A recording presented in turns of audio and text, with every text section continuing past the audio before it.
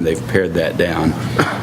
And so now the school committee and school building committee voted unanimously to amend the number to $334,769,880. That is a not-to-exceed number, and we're going to push hard to not have to borrow some of that.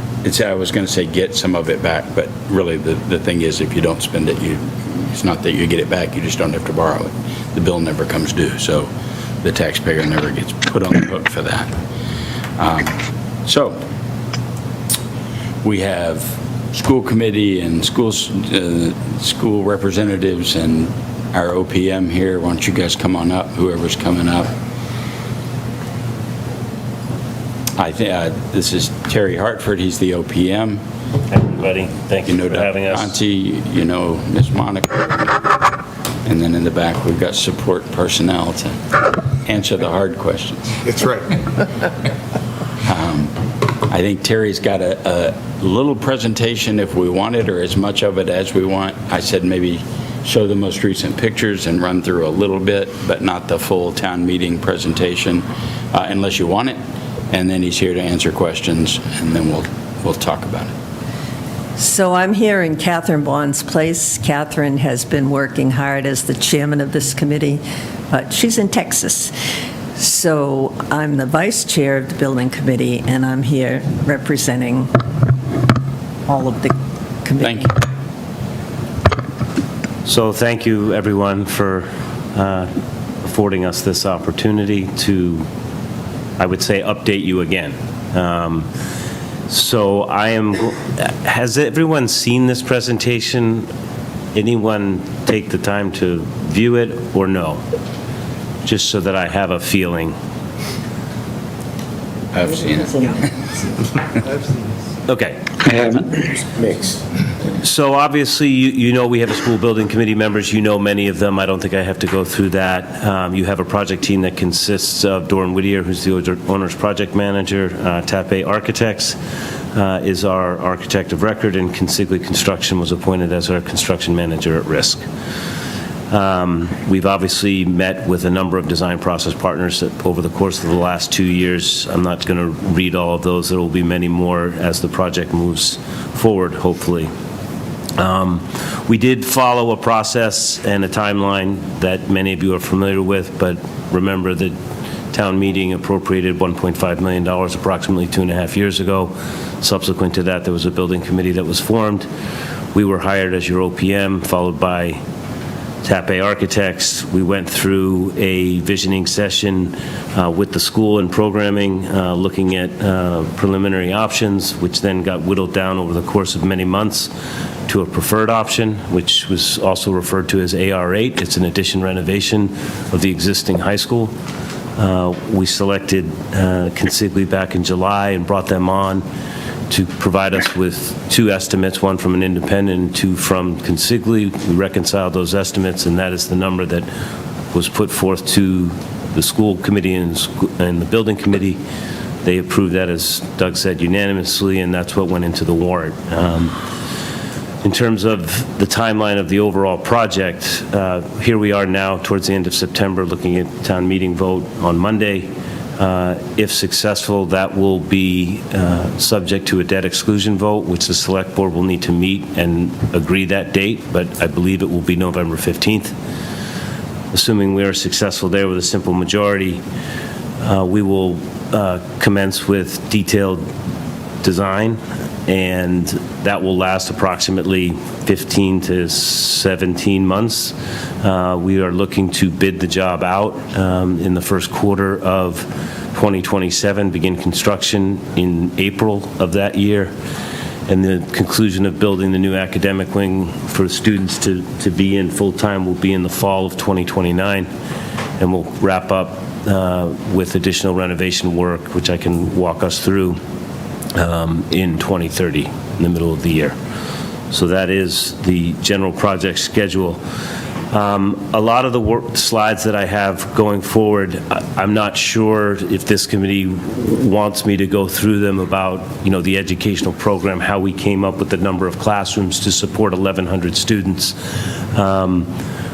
You're well aware of the existing conditions, I believe, so I'm not going to spend too much time on that. Again, this is a lot of information about the process, but what you see on the screen here is effectively the new high school from an aerial view. You familiarize yourself with where the varsity field is, but you can see, and maybe I can get up here and just kind of show folks. This is coming down Dottie's Way, right? Just as you do now, there's the student parking lot. These two pieces here are the new academic wings. We'll end up demolishing all of this central core where the streets are in the building, if you're familiar with it. The entrance actually comes right here. These are the two existing gymnasiums that will remain. This is the auditorium, and this is the existing building here. Just to get your bearings, that is the existing cafeteria that will be converted to a new Burlington Early Education Center because we're going to demolish the existing one. So that will actually be an age-appropriate design space for that community, which I think is pretty important. So that's... Just hold on one second. Yep. You couldn't see that, but do you need everybody familiar with the campus? Yeah. Okay. Okay. This is the site plan that gives you that same sort of overview that I just did. Those are the academic wings here. You see we have this new road that comes through here, which I think is going to be well received by anybody that drives a vehicle, including all the bus drivers, because passenger vehicles will come through here and drop their children off here. The buses will continue to use the loop road and then actually have their own dedicated bus loop within this new parking lot here, and then they will all traverse out of the campus. But that separation of cars and buses is certainly not what happens now. If you've ever been at the high school at pick-up or drop-off, it's challenging, to say the least.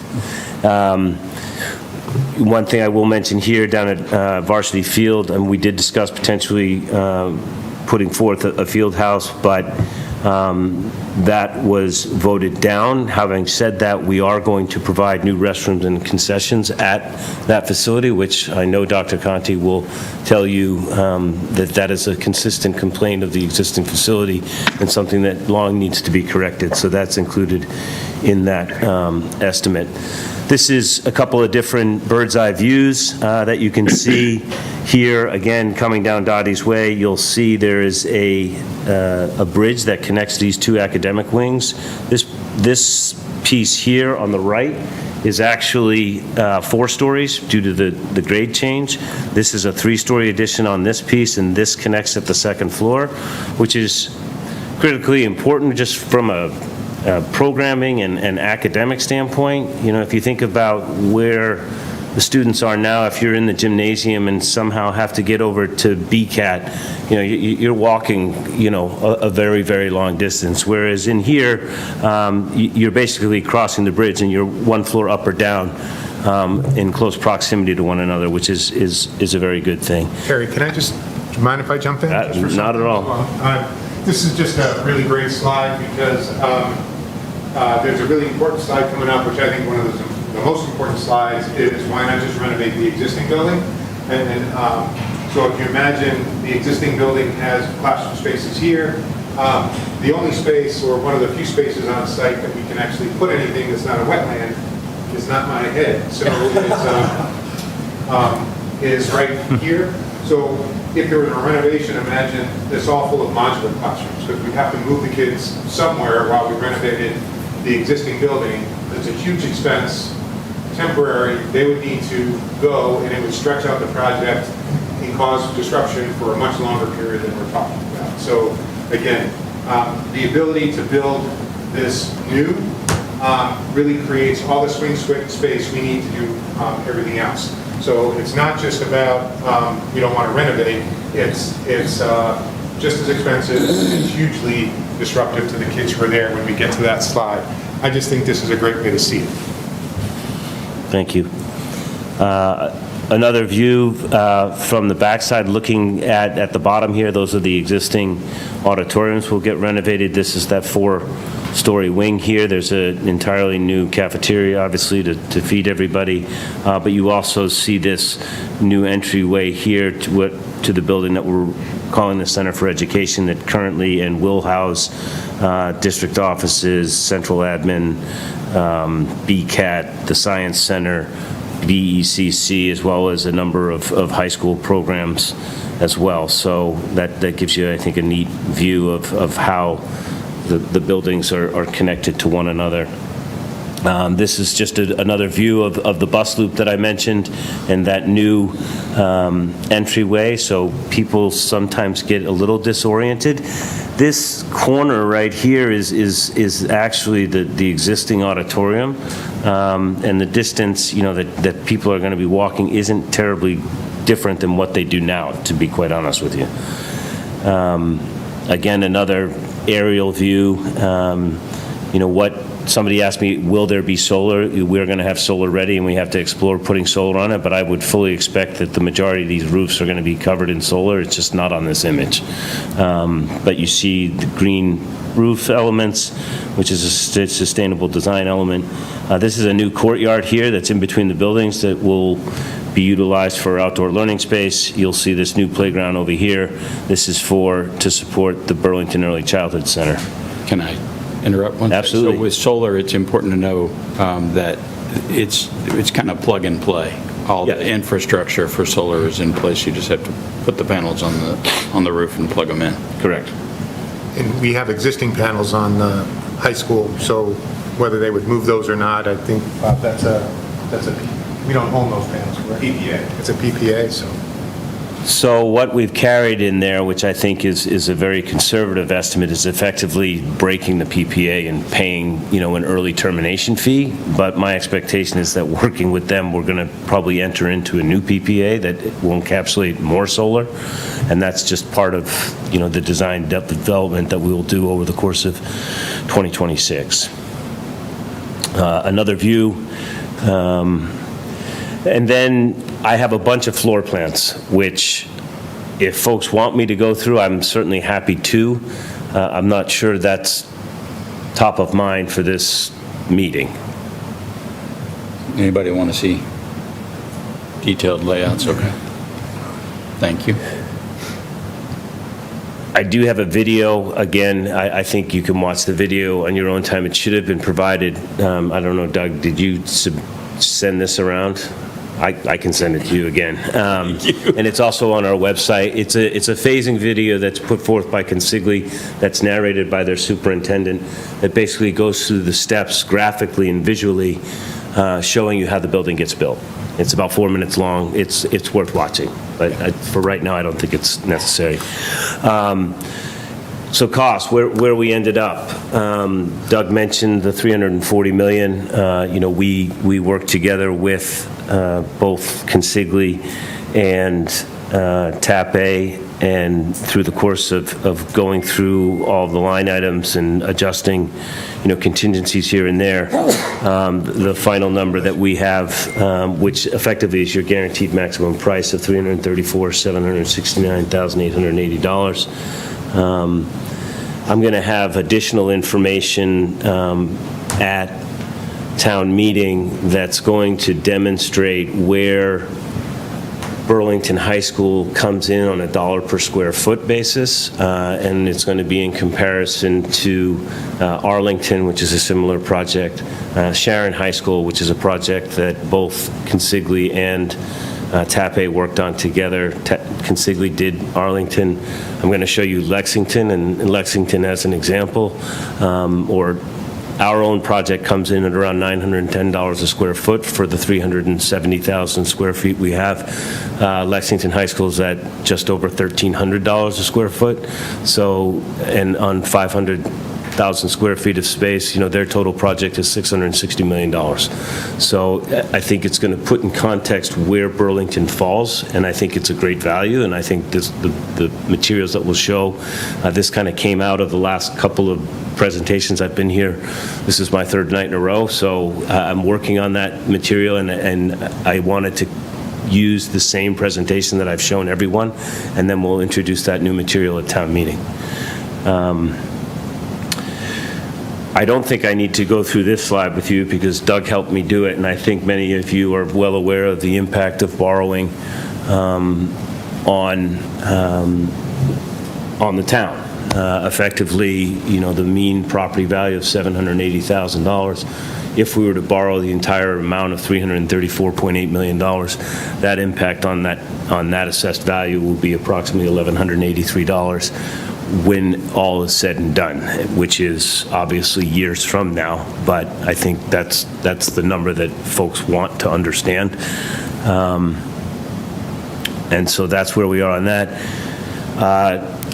If town meeting vote fails, where do we end up? We end up with a big problem, which is a school that still has all of its mechanical systems that need to be replaced, its electrical that needs to be replaced. I'm not sure where you're going to put the children when one of those things fail.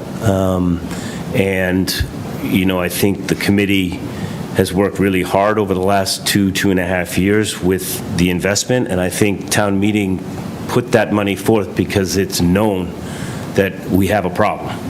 And it's time to fix the problem. And I think the solution that we've come up with is a really, really good one. I think the team is pretty excited about it. We've had unanimous support from the select board.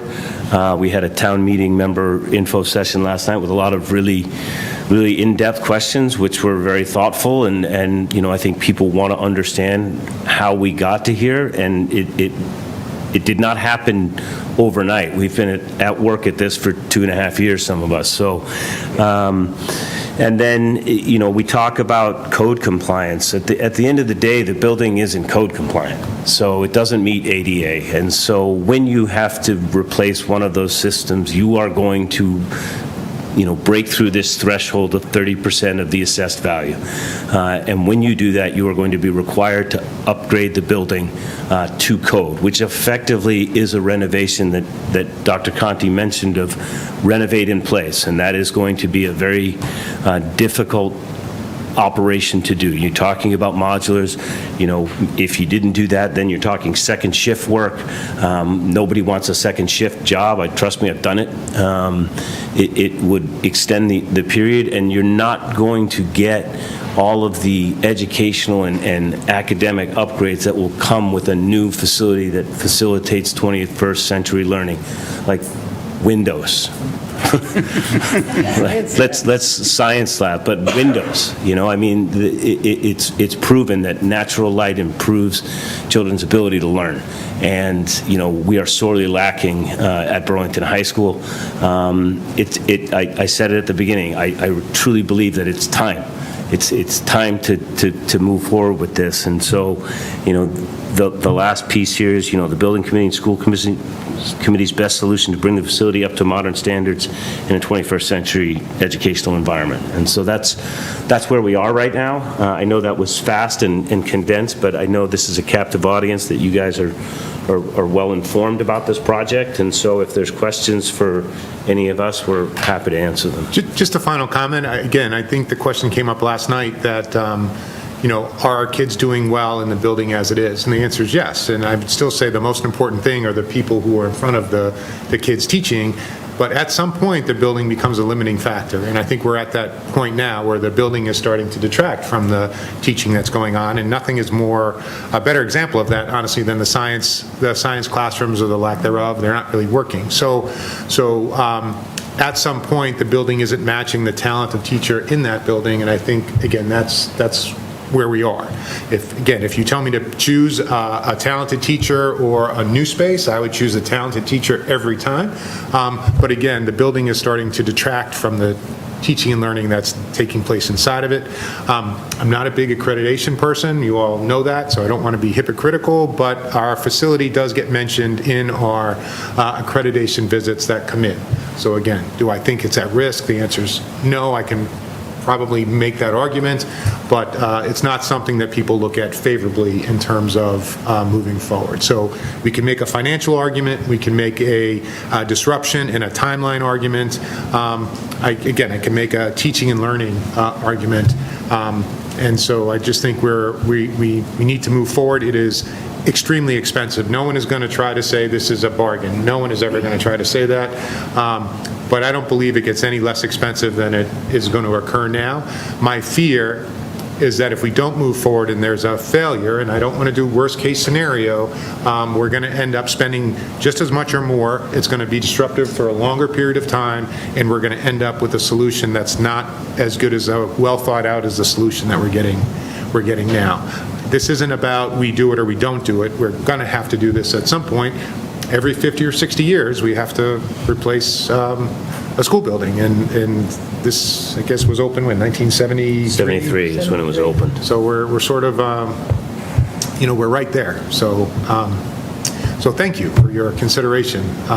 We recognize this is a lot of money, and we've taken this, I think, very seriously, and we've made a lot of compromises, both to the abutters and to the idea of how much the project will cost moving forward.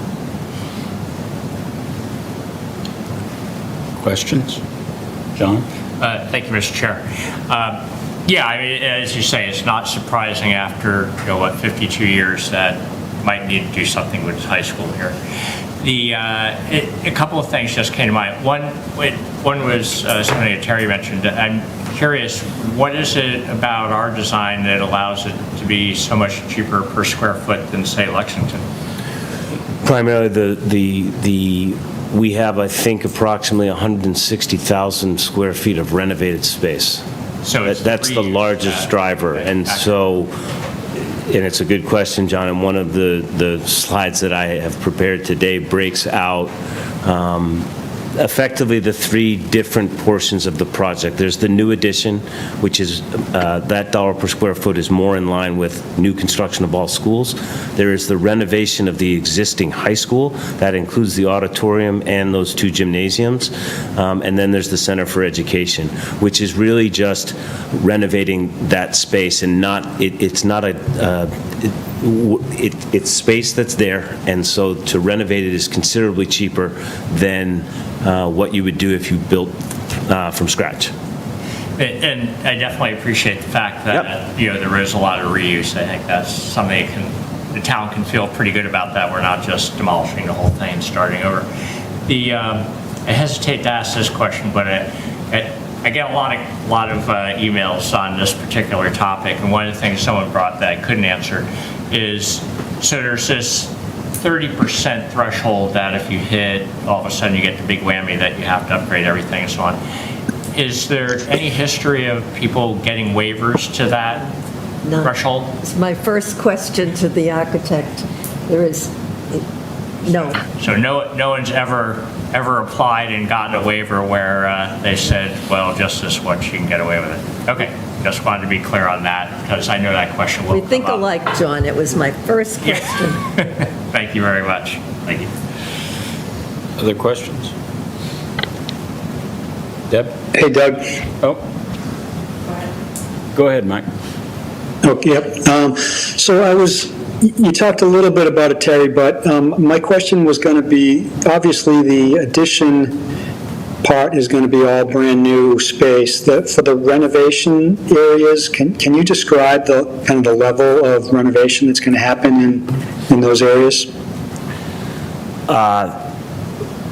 Each space, sure. With the two gymnasiums, the wood floor gymnasium, that floor is in good condition. So effectively, we will be replacing mechanicals and painting it effectively so that it looks new. The rubber gym, the floor needs to be replaced, and so that will end up getting a new floor. And similarly, all the walls will be painted and it will look new. The auditorium is a little more of a challenge. You've all been to the auditorium, I assume.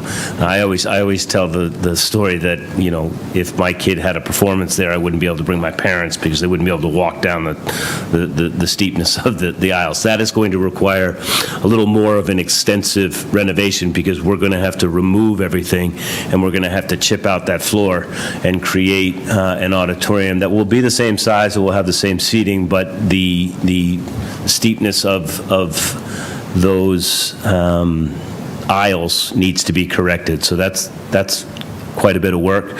When it comes to the Center for Education, it varies. So if you think of the existing cafeteria, that's an open space. We're going to have to programmatically put in partitions, walls, fit it out so that it's appropriate for that age group and that program. When it comes to, say, BCAT, which is going to stay where it is, we're basically taking down the ceiling and replacing all the mechanicals, right? Electrical, plumbing, heating, that will all get done. But the core of that building isn't changing, and that's similar to, say, district offices. We'll be replacing all of the mechanicals, electrical, plumbing, but we will not be taking down walls and things like that, but it will, get a new floor, it's going to get painted, it's going to look new. But it's not, say, building from scratch. So does that answer your question? Yeah, I think so. So the buildings will look new on the inside, even if you're not moving walls and stuff like that, new flooring, painting, that type of stuff? Correct. And Mr. Hardy? Okay. And then you mentioned the kind of work on the gyms. What about the locker rooms and the other spaces in that area? Yeah, that some of that gets reworked, but that will all be renovated. So it's going to get torn out, and you'll have all new lighting. And I mean, those places are somewhat dark at this point. They will be considerably nicer than what they presently look like. And Mr. Hardy, they might be too big for their future function, so we may do some reconfiguring. The high school, as you know, was designed for 2,000 students. This one is being designed for 1,100, so we might, if we need storage, for instance, maybe the locker room is slightly smaller, but we have better storage. The central office, we may need to move some walls, but understand that space was originally an open classroom, so all the walls are temporary anyway. So if we have to improve the flow, it's not, there's no bearing walls. We're not moving important stuff. So we might just have to put up some other walls, but we might take advantage of some of that. But I think the largest benefit would be for our preschool students, our 3- and 4-year-olds who are currently in refitted high school space, not space designed for 3- and 4-year-olds. So again, really looking forward to improving the age appropriateness of the space those students are in with the cafeteria. So again, I think this is an exciting project. And How will it look? How will it look visually? Because the addition is going to be brand new from the outside, and new brick or whatever, glass and everything else. The rest of the buildings here, it's hard to tell, but we know what they look like now. Or is it going to be kind of incongruous next to a rebuilt, a new space compared to the existing exterior of the other spots? So I will answer that, and I reserve the right to have Chris Blesson change my answer. He's the architect. And the final colors have not been chosen yet and won't be chosen until into design development. But having said that, I know that Chris's intention is, one, with all the existing concrete, that all needs to be whitewashed, and basically I think there's a decision as to whether or not it gets painted a certain, a pale white color, which is where it is now. And the buildings that he is showing here, while the brick color has not been selected, I know his intention is to have it to be pale and white as you see here. That is the intention. And I think also, there are these wood elements that he intends to incorporate to tie them together. And I think, you'll see these wood elements here, there's metal panel here, but the intention is for it to not be, I think somebody has said, well, we want red brick. And red brick versus concrete is not going to look good. I can do the rendering, and it won't look very nice. Having said that, if the building committee tells us to go with red brick, we'll go with red brick. I think Chris has a vision for what the school is going to look like, and I know that his team is working graphically on additional renderings. So nothing is set in stone, but, I do think that the images that we are showing are representative, if that helps. Yeah, okay, thanks. Yeah, one of the things that keeps coming to mind when I think of those things and I think of keeping the cost down is that this is the only high school any of us are going to build for Burlington. It's not the only high school that Tepe and Terry and the rest of the crew are going to build, and so they want to walk away with beautiful pictures, and they want that to be on their next application to the next town. And so if it's an ugly eyesore that obviously doesn't blend, it's not going to do well to get them their next high school job. So you're telling me the architect who designed our high school now got another job? Or didn't get Yeah, I doubt it. I think he did City Hall, Boston City Hall. It's an icon. And half the UMass, I think. Deb? Well, one thing, and it shows on this image, this entryway to the Center for Education, this is actually existing concrete roof that we're going to incorporate. We're going to keep that and then introduce these wood elements. And it creates this kind of cool entryway there that I think will be really nice. And I know Chris is pretty excited about this. I think architects always want to build something new and shiny, and this has that. We do have new and shiny, but we also have the ability to provide all of this additional space. And for those of you that are familiar with the MSBA, you get a gym. You don't get two gyms. I don't think sometimes people in Burlington realize the luxury of having that amount of space and the amount of space that the community has enjoyed and been able to utilize all of this additional programming that we're keeping. And we're keeping it on campus. We're going to have two distinct buildings. I had a ninth grader ask me to build a tunnel because he doesn't like the snow. I said, I'll raise it with the committee, but I'm not confident that that's going to pass muster. But having said that, and Bob is probably one of the few maybe in this room, there is an entire understructure below the school that is almost like a catacomb. But within that, there are tunnels that actually go across the buildings. So we're going to utilize those to be able to effectively connect the buildings with its new mechanical, electrical, and plumbing system. So that's another real advantage that we otherwise wouldn't have. So we're looking forward to town meeting and hopefully getting the support of the town to move it to a debt exclusion vote. Deb, you had a question? Hi. First of all, I'd like to thank the committee for all of your work over the past few years. It's clearly, there's been a great deal of effort put forth, and we appreciate it.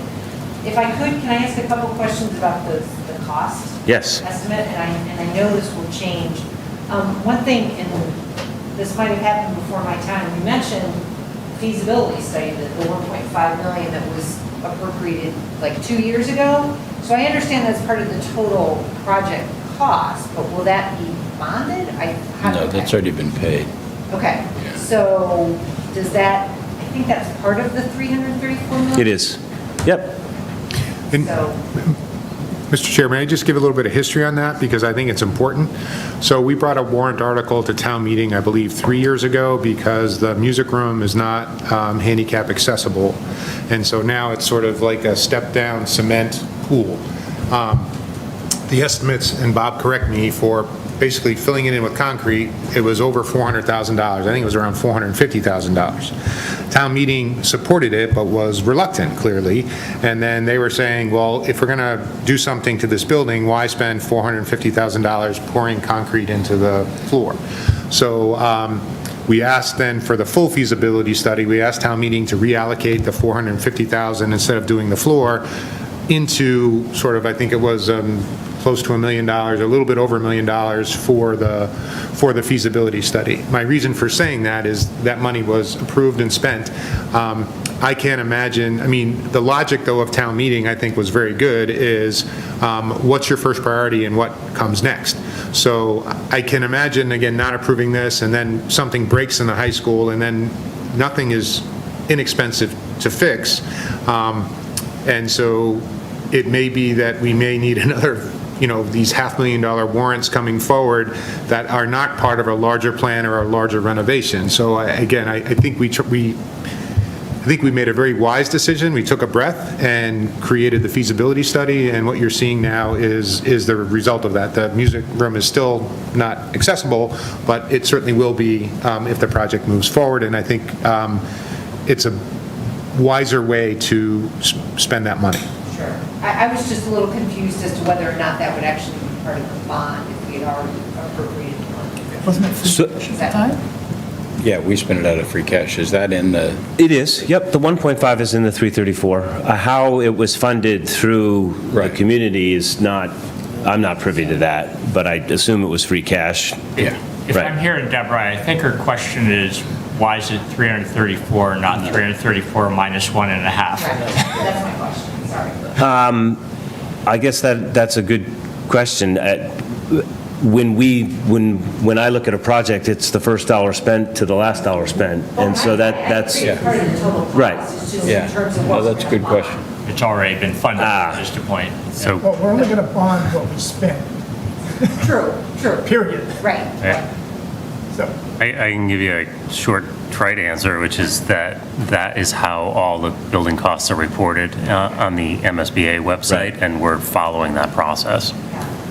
Okay. a much better answer, thank you. It's a not to We exceed. have an office in Newburyport, come on up, we'll Thank you for all the clarification. And then I had one other question on, there's like a whole section on, and this is in the construction estimate from Consigli. Yep. Like down at the very bottom, it's like insurance and bonding, performance and payment bondings. So those amounts are calculated as a percentage of the cost. And I just need clarification. It looks like the percent that's being used is based on the total at the bottom, which includes those amounts. I don't know if that makes any sense what I'm saying. In other words, if it comes in less, will those costs be reduced? No, that's not what she's asking. So typically, it depends on which one of those, so there's bonds, there's different insurances, they get charged to the cost of the work in the trades, and so that's how that's done, but I can certainly get you like the calculations as to what is going into each of those, if that's of interest.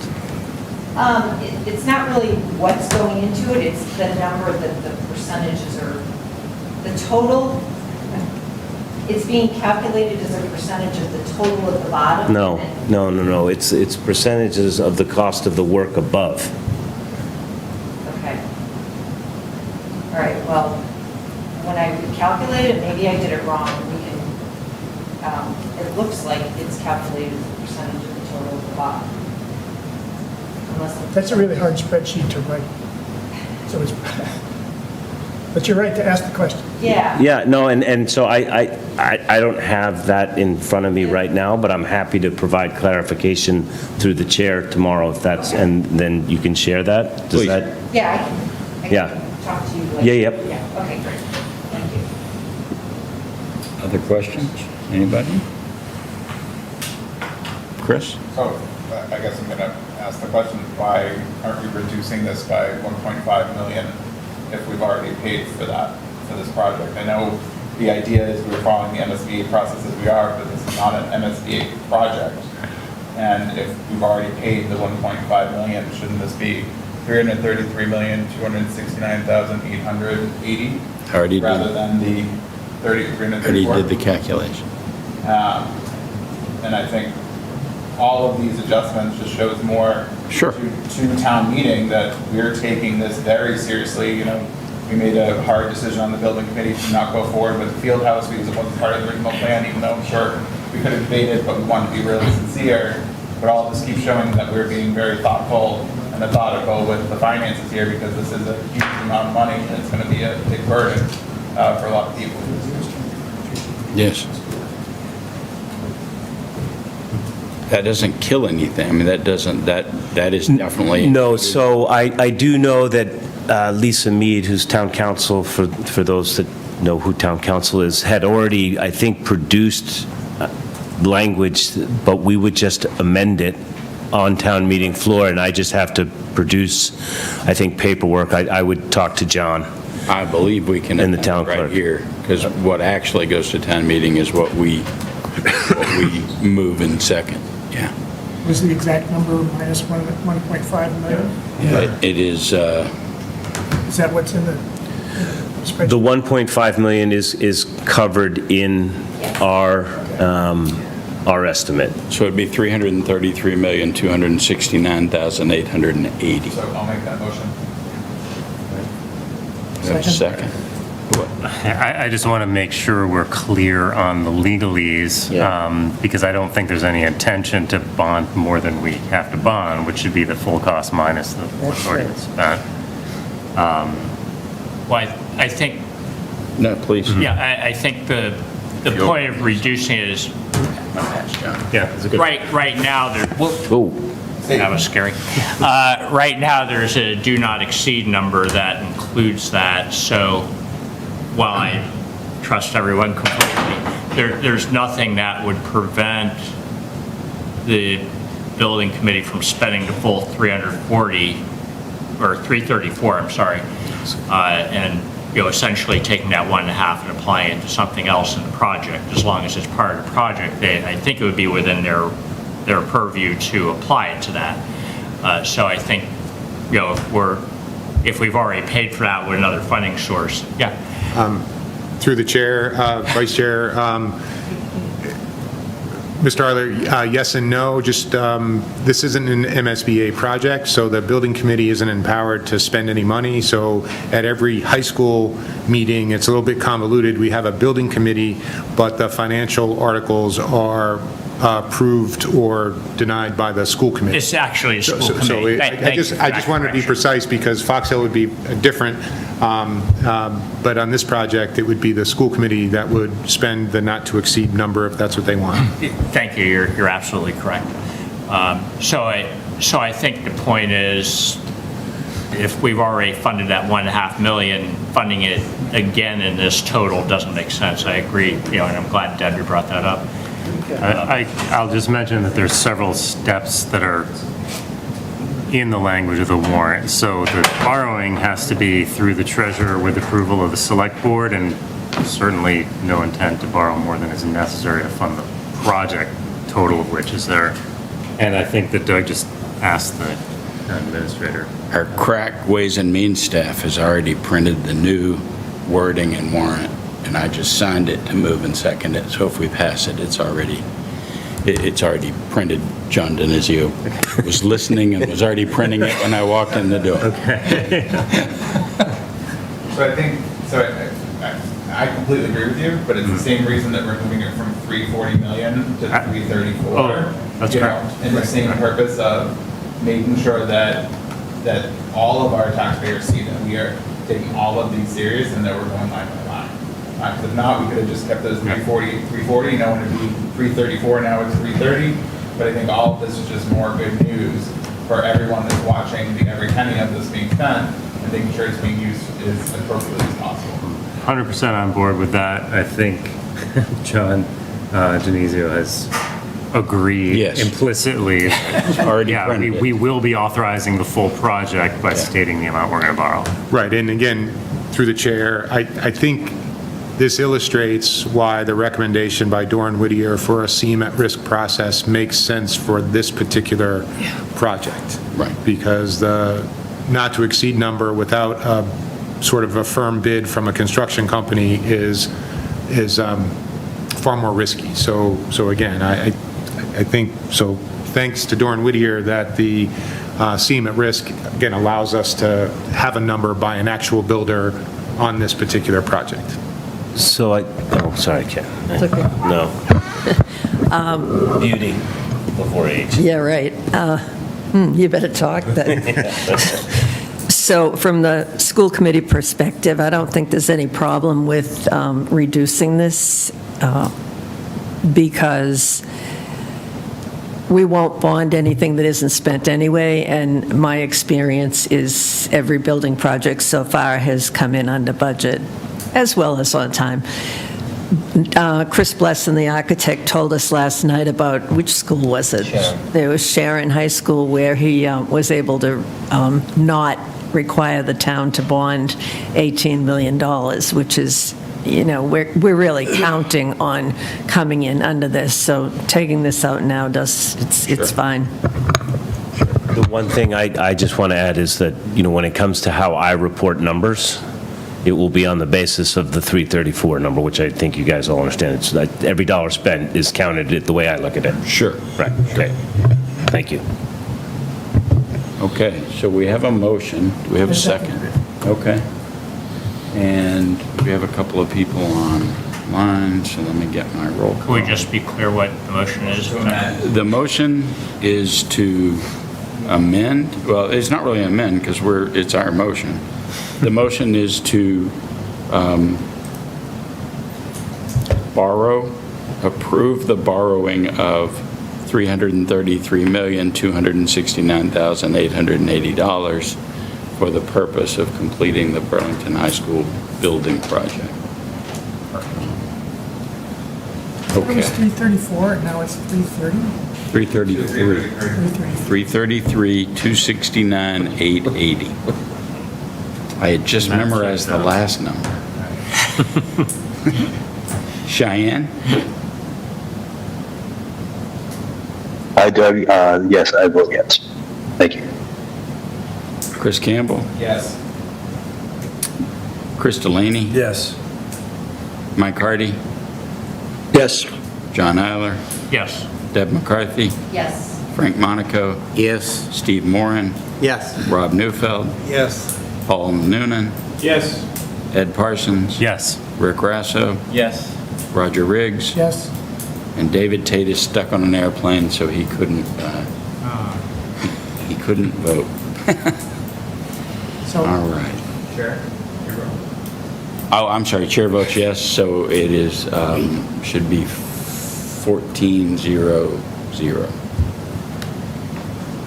So is that the last vote we have to take, or was that just a vote to change the amount? I believe that's the last vote we have to take. I realized that sometimes that Yeah, no, it was a that's, vote to amend. yeah, no, that's, But you clarified that it was a vote on the amount. Great, all right. congratulations. Thank you. Thank you. We appreciate all your support, and I know I'm looking forward to coming back. So. I mean that seriously. Yeah. If I'm back, that means we're building, so, No, you still got one more leg. well, One step at a time. So One we'll, step. one day closer. Thank you all. thank you all very much. Thank you. All right. Moving along. Funding the special election. So, assuming that Article 3 passes, then we have asked, and the Select Board has agreed to authorize a special election for November 15th. And there's a cost to that. And John Denizio is here to explain that cost. Well, kind of.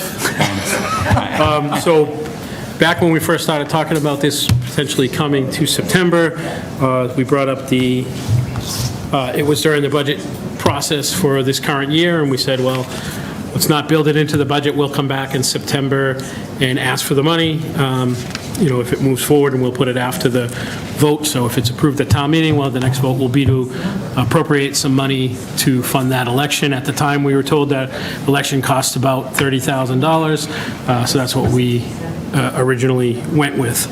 And our plan was to move our schedule for our audit and our free cash certification up so that we would have free cash available for September, which we do because our new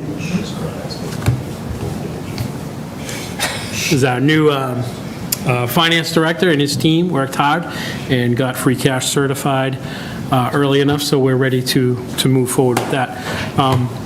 you may have got an email from me talking about, so I had put in 30,000 as the placeholder, but we also put 30,000 or any other amount, and we don't identify the funding source so that we can come back, potentially change the amount, potentially change the funding source. So as I said, the funding source will be free cash, and I've since learned that they expect that an election with a mailer needing to go to every registered voter with a yes/no statement, and then early voting and having enough ballots for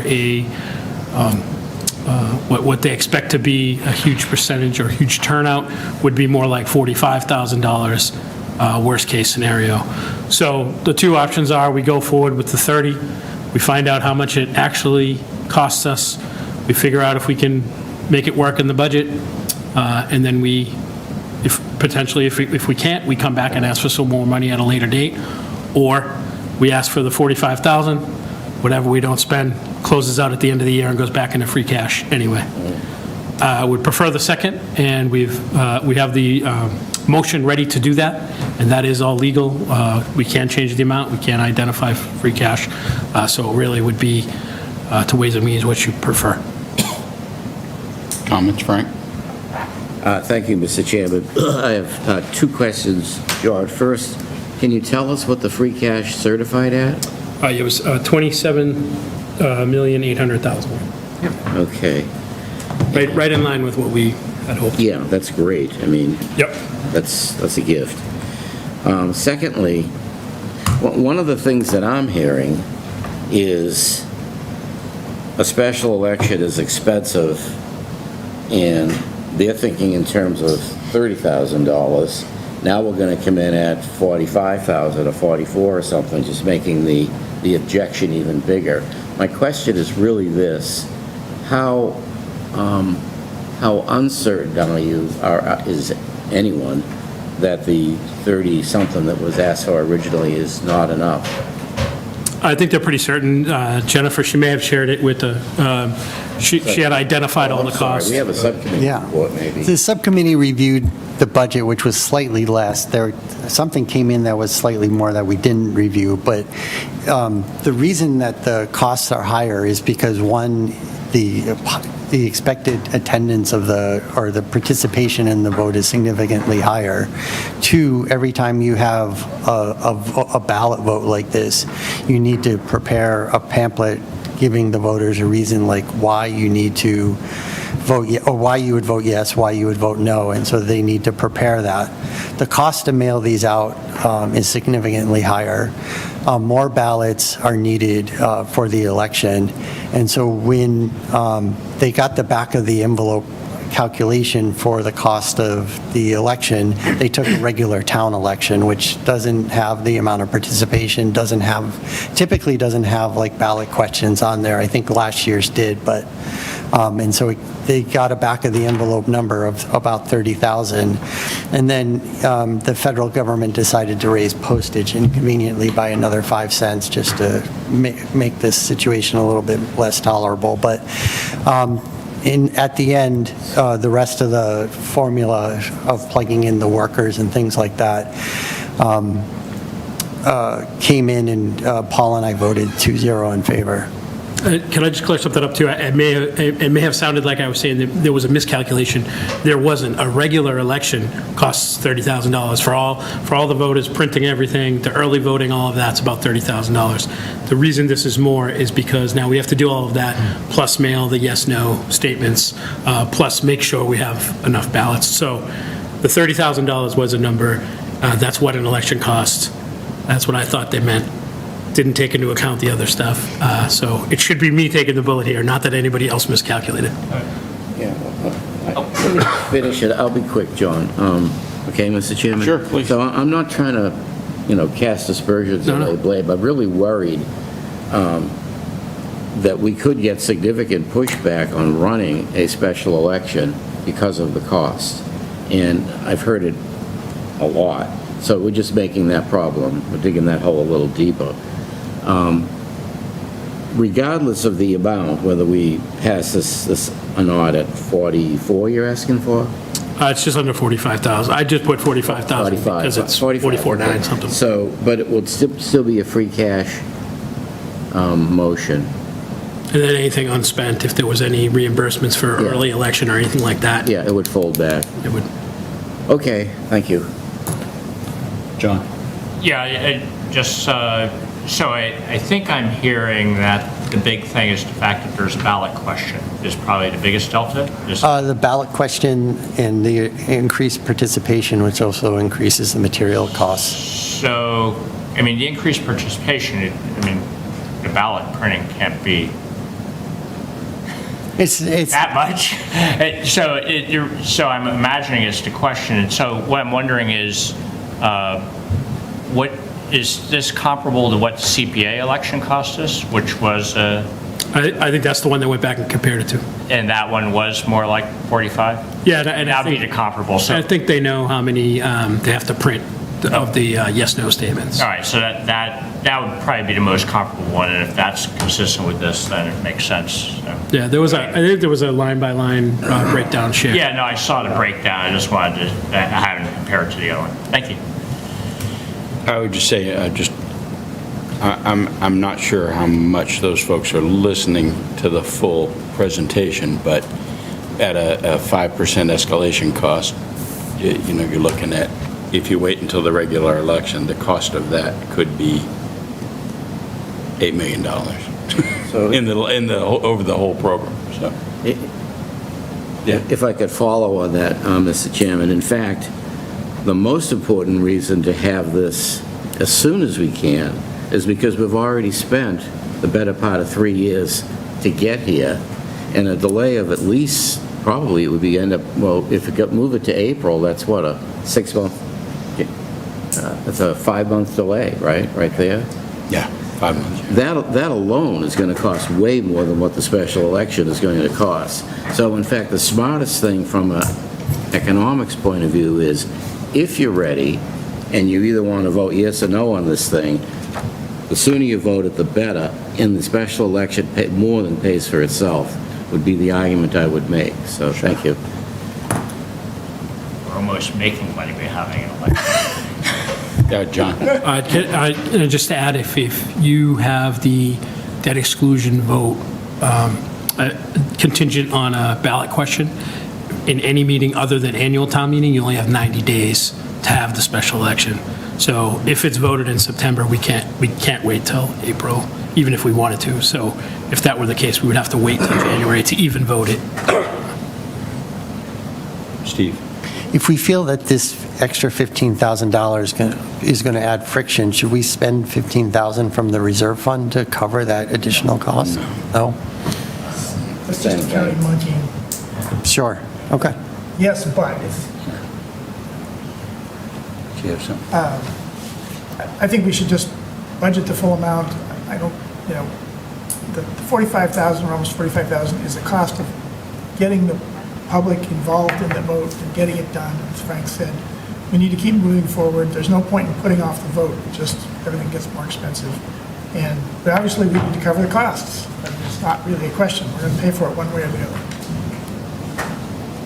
Chris? So admittedly, I was very pro of making sure that this was just a clean vote. We're just voting on this one thing. Politically, also it lines up with the timelines, but just making sure that as residents, taxpayers, voters, we're coming out and saying, do we want this or not? And just not muddying the water with anything else, and just having this very important vote be the only thing that we're focused on that day. That there's not other candidates, there's not other issues.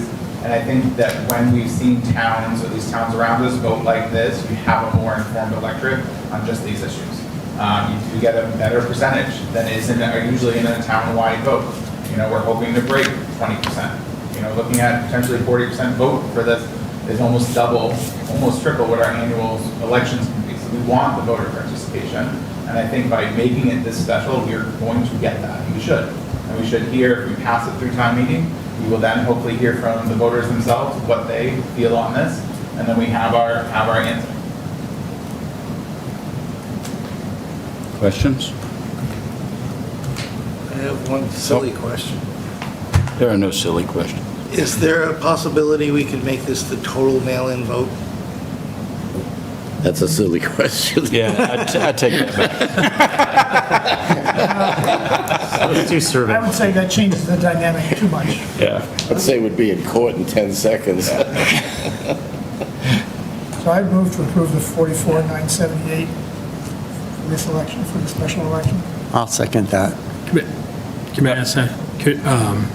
We have the motion made and signed at 45 million, if there's a little bit of an... 45,000. 45? Please not 45 million. 300 million, what's another? All right, I amend my 45,000, bit of an indulgence of the extra $100. Second. John, we're trying to keep the cost down. I know, I can appreciate An that. extra, $30. Always panic. Cheyenne. Yes. Chris Campbell. Yes. Chris Delaney. Yes. Mike Hardy. Sorry, yes. John Eiler. Yes. Deb McCarthy. Yes. Frank Monaco. Yes? Steve Moran. Yes. Rob Newfeld. Yes. Paul Noonan. Yes. Ed Parsons. Yes. Rick Rosso. Yes. Roger Riggs. yes. No David. Chair votes yes. 14-0-0. Thank you. Next, I think we have the will of Marshall Simons. It's the second reading.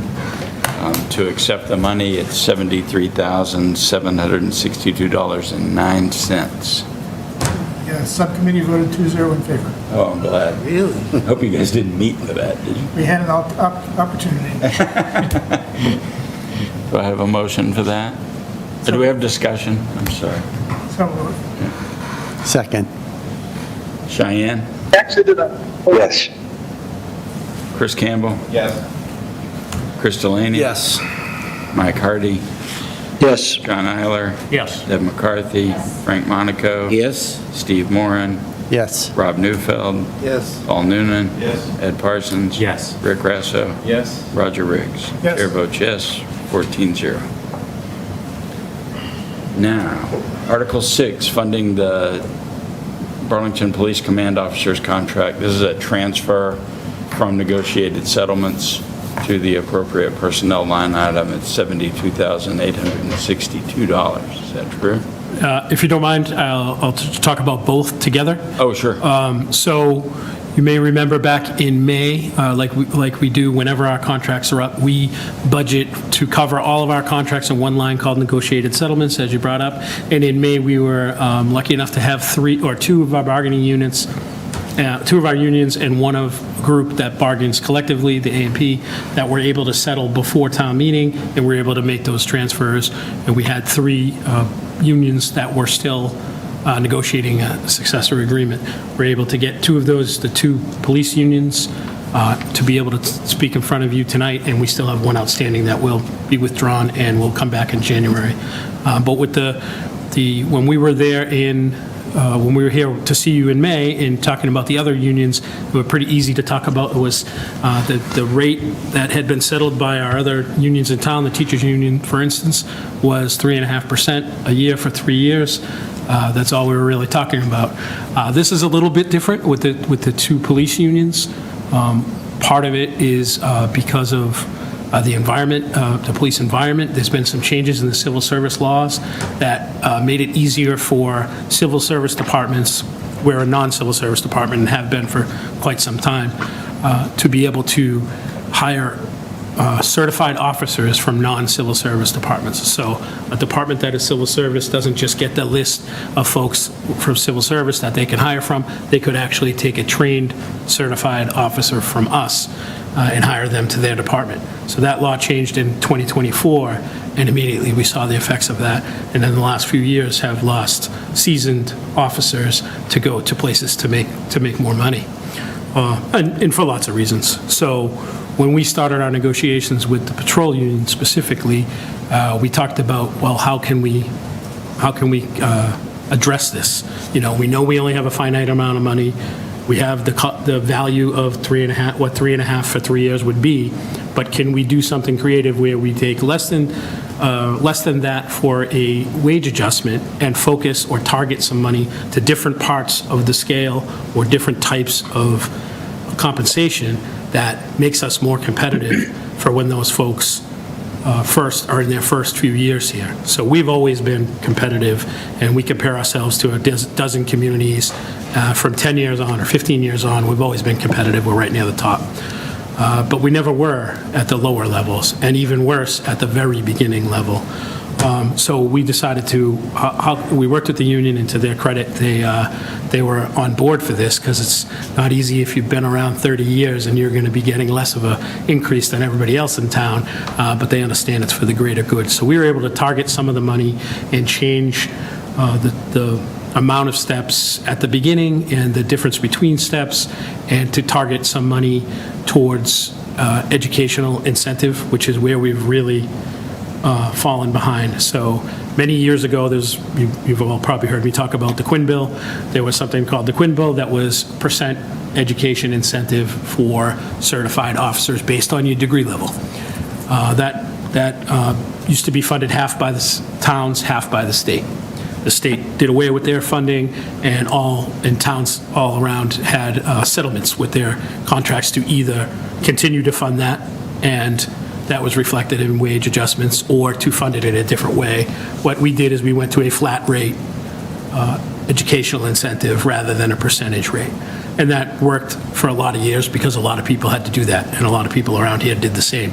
Well, more recently, over the last couple of years, towns around here have gone back and changed from that flat rate back to the percentage rate, and that made us even less competitive with those younger guys that had the flat rate.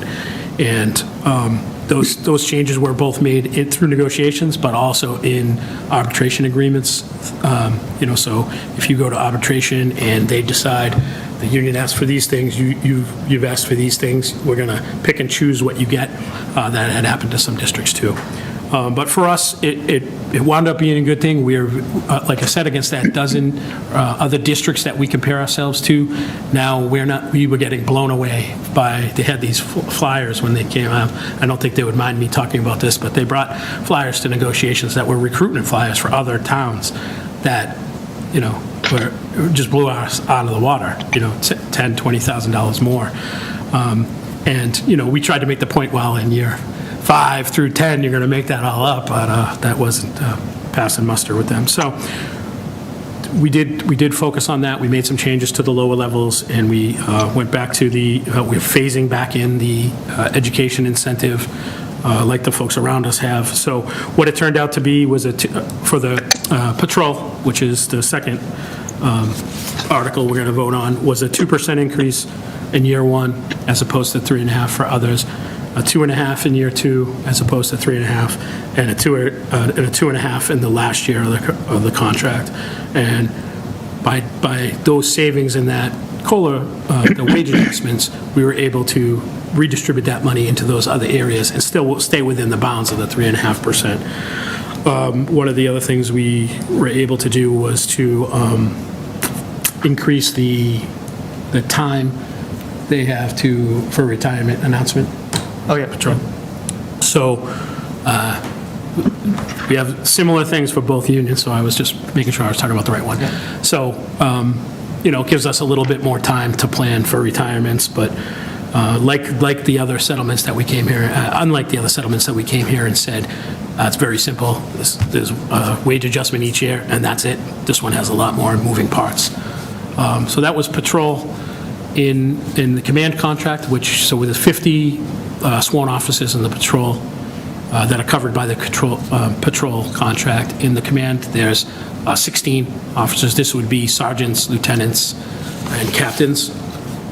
And similar, we did a less than 3.5 wage adjustment, and then did the same thing, targeting some money to other parts of the contract. Now, to be a command officer, you've had to been here for a little while, so there's really no one at the beginning of the salary scale. And unlike all of our other unions, or even the non-union folks, they have a step every year, and the steps are 4%, and you step every year until you max out. In the public safety, it's not really like that. The steps are every 5 years, and there was varying amounts between the steps. So what we did was lower wage adjustments each year, and then equalize the spread between steps. The steps didn't get any closer together. They just were more normalized through those 15-year step, 20-year step, 25-year step. And I think that's pretty much all the economic factors to the contract. I would like to publicly thank, since I have a chance, publicly thank the union for a lot of hard work. We had a lot of meetings. We had a lot of unhappy feelings a lot of times. But in the end, I think both sides can say they got a fair deal. So. Questions? Subcommittee. Mike, you didn't? We did meet. Yep. You did meet. I'm sorry, go ahead. We did, yep, we met. Chris and I met yesterday. We supported this 2-0, and we're happy that they were able to, we were able to address some of the competitive issues with other towns.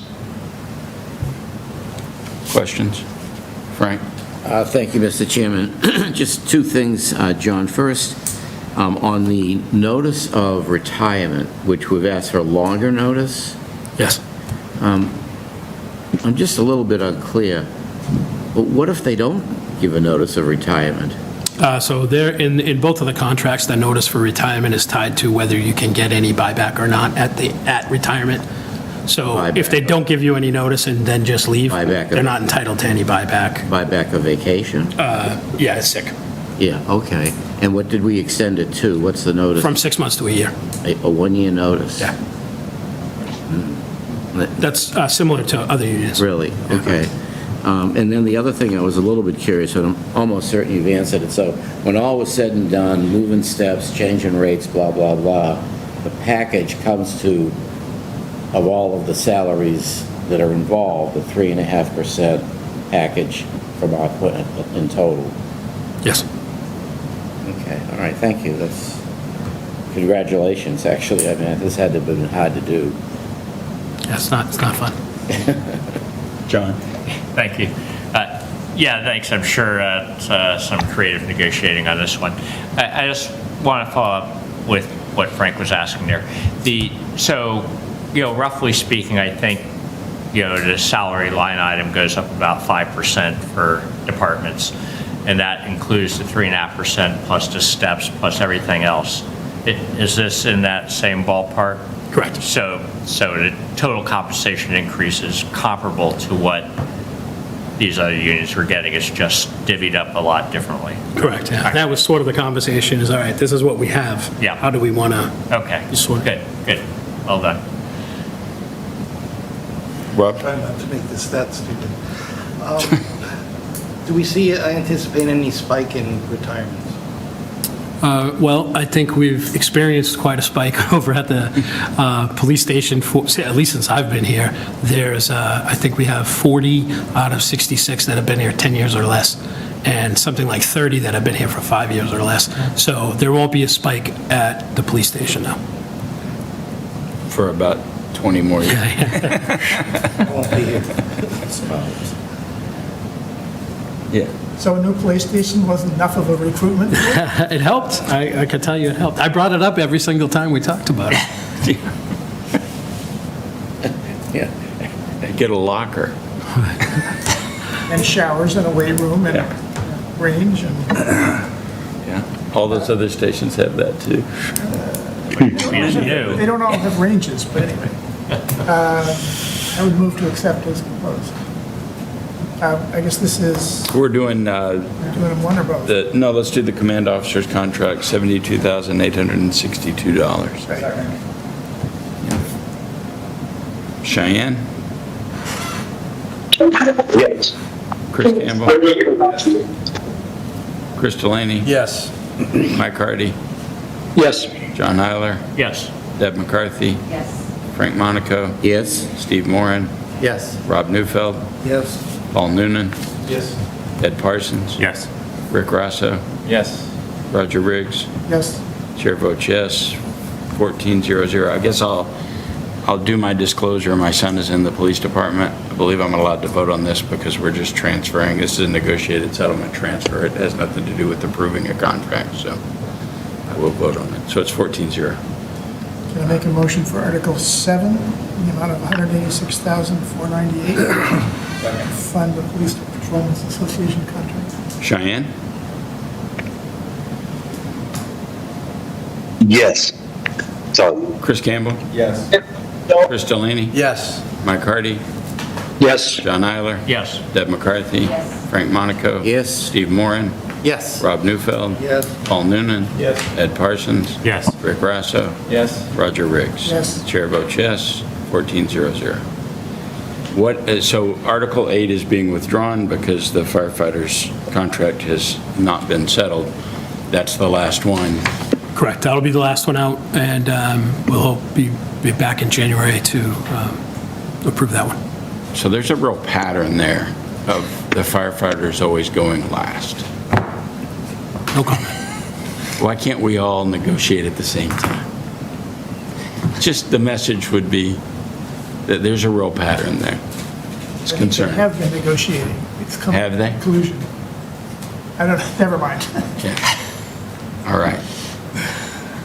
Anyway.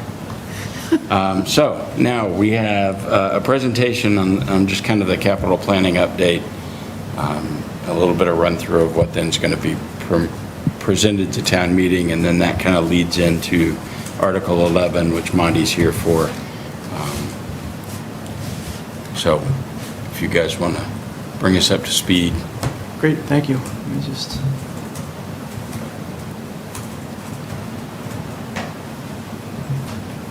All right, so thank you, everybody. Glad to be here. Patrick Lawler, Assistant Town Administrator. I came and spoke to a meeting in June or early July to the Ways and Means about where we were with this process. We had convened the Town Administrators Working Group on Capital, which really consisted of members of Ways and Means, Finance Department, staff, department stakeholders, to look at how we're approaching capital from a long-range point of view and from a process point of view. So we've had that meeting, we've had a couple of meetings, we've had a lot of internal meetings to discuss what this might look like in the future, some potential funding approaches. So I'm going to walk through some of that information tonight. We're going to talk about the goals of a long-range capital improvement program, so developing sort of a sustainable, predictable plan that has targeted funding methodology behind it so that we can expect the same amount as a percentage base as one approach each year with deviations when needed. I'll talk a little bit about one of those potential funding approaches. We'll look at some of the debt schedules and the impact to the average taxpayer, and then some of the next steps that we're going to see. So obviously the goals of a CIP or capital improvement program is to meet the long-term maintenance, infrastructure, equipment needs of the town. And what's important in that vein is a consistent and predictable approach. So if we can understand every year how much money we're going to be investing through debt service, what debt service is maturing or retiring and coming off of the town's obligations, and what can be added on, how much are we going to be spending from general fund cash, how much are we going to be spending from free cash, all of that are important elements, in my view, to developing a capital plan that is that can carry us through and accomplish everything we need to in the confines of what would hopefully be a widely accepted approach to funding capital. And that brings us to the next slide. You know, as we develop consensus on this planning process, there's I would say limits the amount or instances of surprises. So we know that when we can plan for, or when it will be available to develop certain projects or move certain projects along, because we have sort of an agreed upon consensus-driven facilitated process for funding capital that hopefully we can all get our arms around, that not only meets the expectations of the taxpayers, the communities, boards and committees, but departments are buying in and they're understanding, and they're working together ideally to say, hey, you're interested in funding that, sooner. I can wait. I can maintain mine. That's a priority project, and there's a lot more collaboration. I'm not saying that doesn't exist now, but there's always room, I think, in this process for collaboration and connection. One of the things that this does and this considers, and I know there's a little bit of an update later on in the meeting, and we did have a subcommittee on this met for Ways and Means. a sort of plan for next fiscal year to shifting the water and sewer capital improvements to enterprise funds. So shifting all of our revenue and expenses to an enterprise fund or enterprise funds in order to capture the costs of the improvements, so the water and sewer improvements, to be paid for eventually by users and ratepayers of those services, those business-like activities of the town. So what we're going to look at today is what I call sort of non-exempt or general fund capital, not going to necessarily consider exempt projects that would require debt exclusion, and we're not going to consider, at least in what we see tonight, the water and sewer projects, which would be covered from the water and sewer enterprise funds. So this is sort of what we'll think about as general fund capital. So this is one proposed methodology, and I think it's a methodology that can hopefully get us to a place where we have that consistent funding source. We may not land at the exact numbers that we see here tonight based on sort of the long-term financial outlook of the town and how we decide to best approach this. But this sort of gives you the ingredients of potential methodology. So we start with the existing non-exempt debt service. This is the debt service that's already been issued or authorized but not yet issued. We're already paying for these projects. Town meeting has already approved of these projects, and we're moving them forward. And then the second element here is new debt service. This is the debt service, or the debt service for projects that would be adding on an annual basis based on a capital improvement program. The third sort of leg of this stool would either be cash capital or what we're sort of calling debt avoidance. So this will be either what can we fund as part of the operating budget that is capital. Right now we do some of that with our technology, our IT upgrades. We have some versions of the plan that consider increasing this amount on an annual basis to invest more capital from sort of general fund cash. This also allows us the potential to either pay down bonds, bond anticipation notes, or short-term borrowing to avoid actually borrowing projects. So based on the budget, based on the cash, based on what we're predicting for interest rates versus actual results, we may be able to leverage a little bit more cash to either buying down that debt or avoiding putting something on a debt schedule altogether. So these components are sort of the non-exempt portion, and we sort of think, what can we think about as a target for these? And right now, in this model, we're looking at 12% of the town and school department budget. And we played around with this a little bit, and the 12% sort of derives from where we were for FY26. So we sort of selected this as a number and played around with it a little bit. Is it too much? Is it not enough? How can we adjust this? There's still a little bit more to come on that, but developing a figure based on sort of the historical or most recent capital investments. And then we add the next layer to this, because the town has a history of having a sustained and well positioned reserve fund relative to free cash. And this is about where we have been in the last couple of years, 20% of our free cash balance. And I think that thinking of this from a percentage point of view, again, allows us to think about it and account for those potential ebbs and flows in the free cash balance, so that we're not devoting too much of our sort of operating reserve to our capital. We're identifying an amount that we feel comfortable on an annual basis applying towards capital. Would you mind if we did a little bit of questioning along the way? Of course, please. I should have mentioned it. Do you mind, Mr. Chairman? No, please. So, first of all, the 12%, that number comes from all the warrant articles? So it's inclusive, right? Yeah, so the capital expenses, so we took a look at all the capital expenses. So there's debt service and there's warrant articles. Right, so if the warrant articles are individual warrant articles that are related to a capital expense. Right. Correct, we took a look at all of those expenses from debt service, cash capital, free cash. That may not include the free cash, the warrant articles for capital that is funded from free cash. That's separate and distinct from that 12%. So what's included in the 12% is the debt service we're paying right now. Yeah. The new debt service we expect to add to the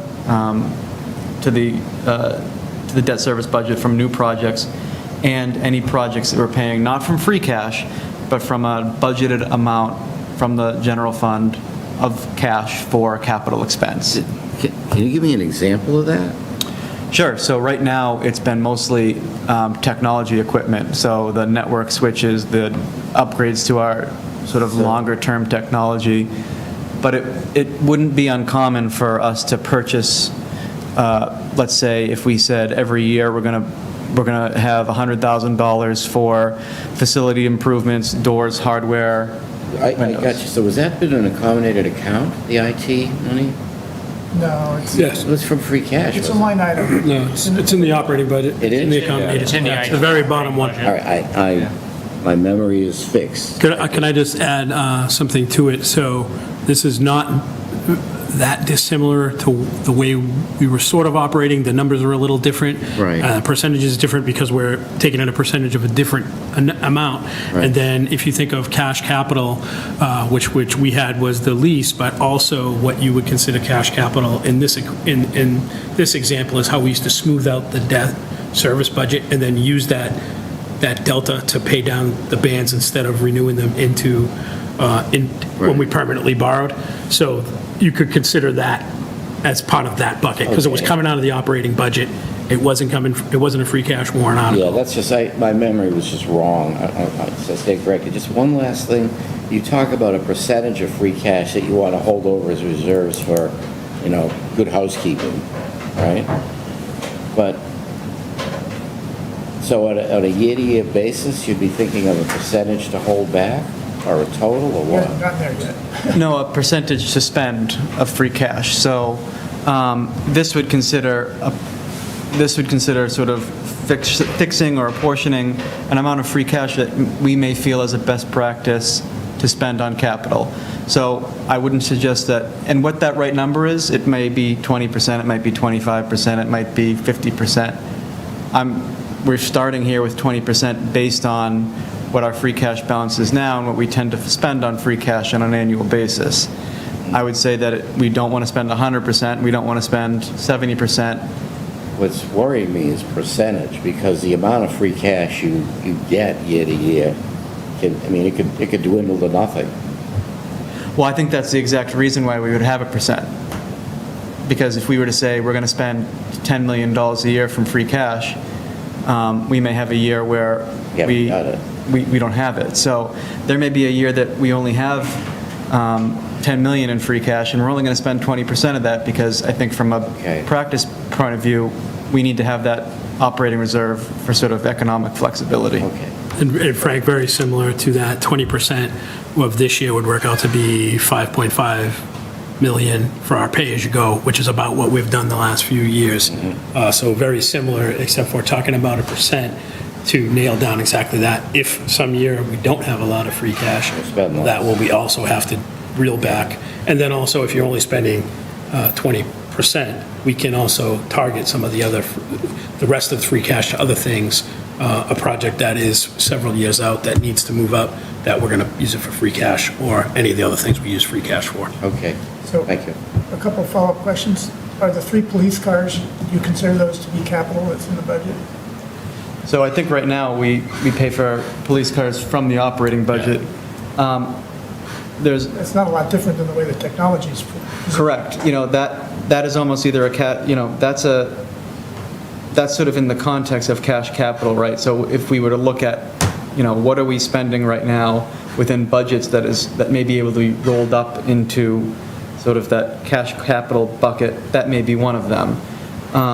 And I think another area for context around this is to provide and it's not very diverse, but provide a diversified number of funding sources for capital. So if we're only relying on debt and free cash, our fiscal performance is relying on how much we can actually spend on capital based on free cash, and then there are some things we can't bond for. So that's also another element of the cash capital approach is that, okay, we're not relying on fund balance in order to pay for capital, and we're not relying on borrowing solely to pay for capital. And I think that that approach sort of brings a number of elements to a capital improvement program, which ultimately, and I know bond rating agencies view that as favorable as having the number of diversified funding sources you have within the context of that capital improvement program. All right, I'm just trying to understand one more thing. Sure. So what we've described as the pay-as-you-go program, it sounds like you're trying to recategorize some of those things as cash capital because they actually, buy something, as opposed to other of those things like extra maintenance for baseball parks, which is not a cash capital thing, right? So you're taking what is a sort of a category of, that we put a number on, for the pay-as-you-go program, and dividing it up in a different way, which we're going to have to understand. Yeah, and I'm not necessarily suggesting at this point which of those expense categories, capital expense categories, ought to be paid from free cash or cash capital. I may have my opinions on what might be best served in cash capital, what might be best served in free cash. But yes, I mean, cash capital is the same concept as pay-as-you-go, except rather than using free cash for it, you're using a designated amount from the operating budget towards capital. That also grows as the operating budget grows. Right. Right. All right. I should let you go on, but just there are a couple other sources of funding for things. We've occasionally bought a new fire engine out of the assessors, what do they call it, excess something for their fund. Anyway, Overlay surplus. we should let you go on because you. Thank you. In front of Frank. So did I cover everything on this slide? So I think, water and sewer projects would be funded from the water, sewer, and enterprise funds. In similar models, we would have what we call in those accounts retained earnings, which would be the free cash projects, debt service, and additional potential, maybe a cash capital approach in there. Another element that the town administrator brought up is that we may have sort of these generational projects that come up that we decide we need to exceed the 20% free cash policy or practice here.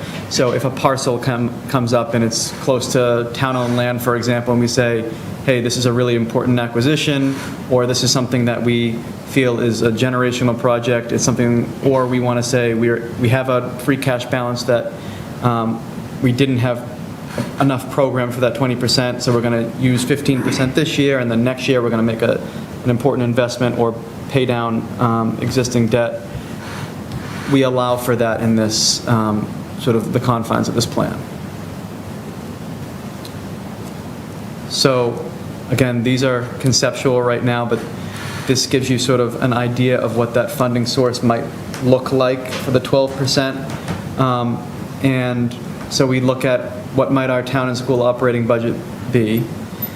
We take that 12% target, so within that 12%, we see our new and existing debt service, and we also see the amount of cash capital in that 13.8 million number, and then 20% of the free cash balance to dedicate towards it. That is actually 20% of our free cash balance for this year. The out years use assumptions based on the average free cash balance as a percentage of budget. And then we have this capital target, and that's what we would predict to spend on capital from all of those components of funding sources. And there may be years, like I say here, that we have deviations in it because we're planning for a larger project that we need to create capacity in the plan, or we've decided to make adjustments to it based on fiscal conditions of the town.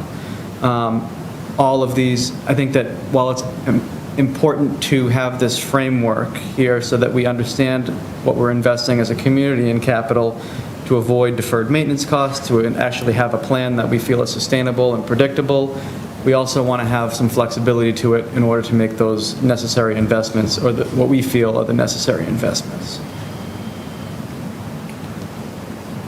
Just a double check, so the debt exclusion just gets wiped aside, right? It's put aside, correct, for this. This is only considering what's within the levy. And so the philosophy on that, I've never completely understood it, but you can put it aside because it's paid for from As a dedicated funding source. right? dedicated funding source, the taxes come in, you know the costs, it flushes right through. It doesn't really factor into these operating plans at all. Yeah, you can only raise that revenue through taxes, and you can only spend that revenue on the specific expense. Right. And then when that debt washes- service is out, washes. over, we can't raise those funds Yeah, anymore. so for calculations like your total debt as a percentage, your total debt service, or your total capital expenses as a percentage of your operating budget, anything that's excluded doesn't factor into that at all. Right, they don't need to, they do less excluded debt. Right, okay. Percent almost stays the same because you're adding the same amount of revenue as expense. Right. Is that the way the rating agencies look at it too? That's the way you report it to the state, and rating agencies they'll calculate that you have debt, excluded debt also, for sure, but. Okay. So the I didn't think taxpayers they were going to agree. ignore it, I just wasn't sure how they would classify it. Well, it's a guaranteed source of funding, right? The taxpayers have agreed to pay this much money every year, so you don't need to float it anywhere. It goes right through. And I think in the rating book, it does say percent of debt service as budget, and then also a star for debt, what it would be with debt excluded. Thank you. And then some of these we've answered, but, why 12% for a target? This is what we're looking at for this year for non-water and sewer projects, was 11.4% of the town and school operating budget, which we answered that question in a minute here. And cash capital, like we've talked about, sometimes it's called, in different communities, capital outlay, sometimes it's called pay-as-you-go, but these are sort of funds these are capital accounts that carry over from year to year, unlike something in the operating budget where we have sort of capital outlay and smaller line items that don't carry over. And oftentimes we see this with projects that don't necessarily fall from a project timeline perspective from exactly July 1 to June 30th. And that's why it's helpful to have those individual capital accounts and cash as the funding source.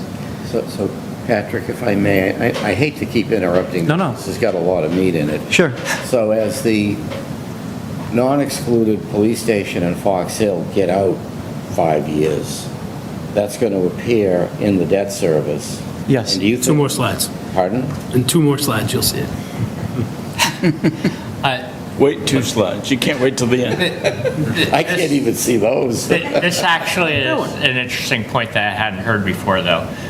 So you're saying the cash capital acts sort of like a warrant article in some sense, in that it is allowed to carry forward year to year? Correct. So this is some special type of account that the state allows, I guess? It's the same as a warrant article account. You can. You would have a capital fund. But it's essentially passed as part of the operating budget. Correct. So it's sort of an operating budget carve-out that's like a warrant article. You transfer it into the capital fund. Yep. Interesting. Capital projects fund, and we could say that we want to dedicate X amount every year towards town building improvements and have all sorts of subcategories there. And it's not every year that we need to replace all these doorknobs for ADA. No, it makes total accessibility sense. It's and move it just, around. I hadn't heard that concept. So we do it with the lift program right now, with the rideshare program that we have for the seniors. That right now there's money appropriated in the operating budget that is then transferred to that fund. Right. Okay. All right, great. I like it. I mean, we spend more than that, so it's not a problem. But So the projects that would be paid for from this fund, they still have to be warrant articles?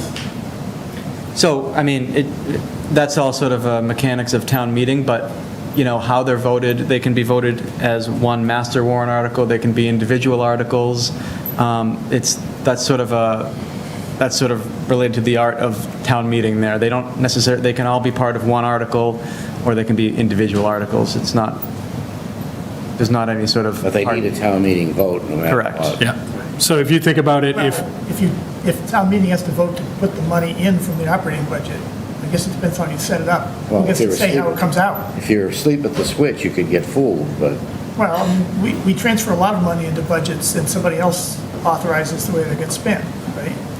So if you think about it similar to the way we do the lease now, there's a line that's voted for that. It's called, it used to be called capital improvements, and I think we changed the name last year to technology refresh so that folks would know, it would identify it better. You could maybe see it as something like that. So it's called out, So it's an when amount. So when it gets set up, we have to be careful about who has to authorize the expenditures from it. Well, It could be the selectmen, it could be, and what the expenses are for, right? So assuring that, as you're sort of identifying what these capital expenses are going to be within the cash capital program, you're identifying the confines of how they can be spent. So that would definitely be part of that. it'd be pretty wide ranging. It could be, or it could be very specific. You could have a cash capital article or sub-article that is for, furniture at 25 Center Street, or it can be as specific or as broad as the program wants to allow it. John, isn't this what you've wondered for a long time? Isn't this what you've wondered for a long time? You will put money aside, Anybody else? Yes. keep it year to year. Any other questions? Suspiciously. And then the only part on this is why the town and school operating budget, not the entire operating budget, and it's just nearly 40% of the budget is for those fixed costs accommodated account that don't have a general capital connection.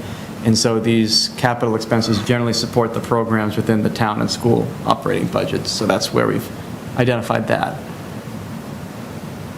And then here's where we see the debt schedule, where we have our existing debt in the blue, and then our authorized but unissued debt in the orange. So the orange is the debt that has been approved by town meeting, but we have not went out and issued those bonds, and we're not paying those bonds back yet.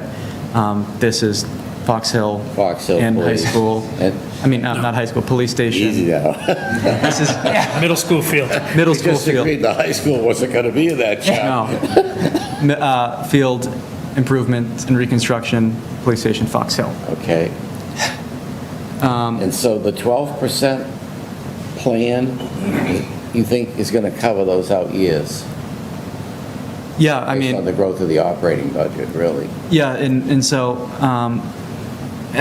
you realize that the debt starts to, here, it's harder to visualize it here, but as debt starts to roll off, you're adding debt to it, we're going to see right here.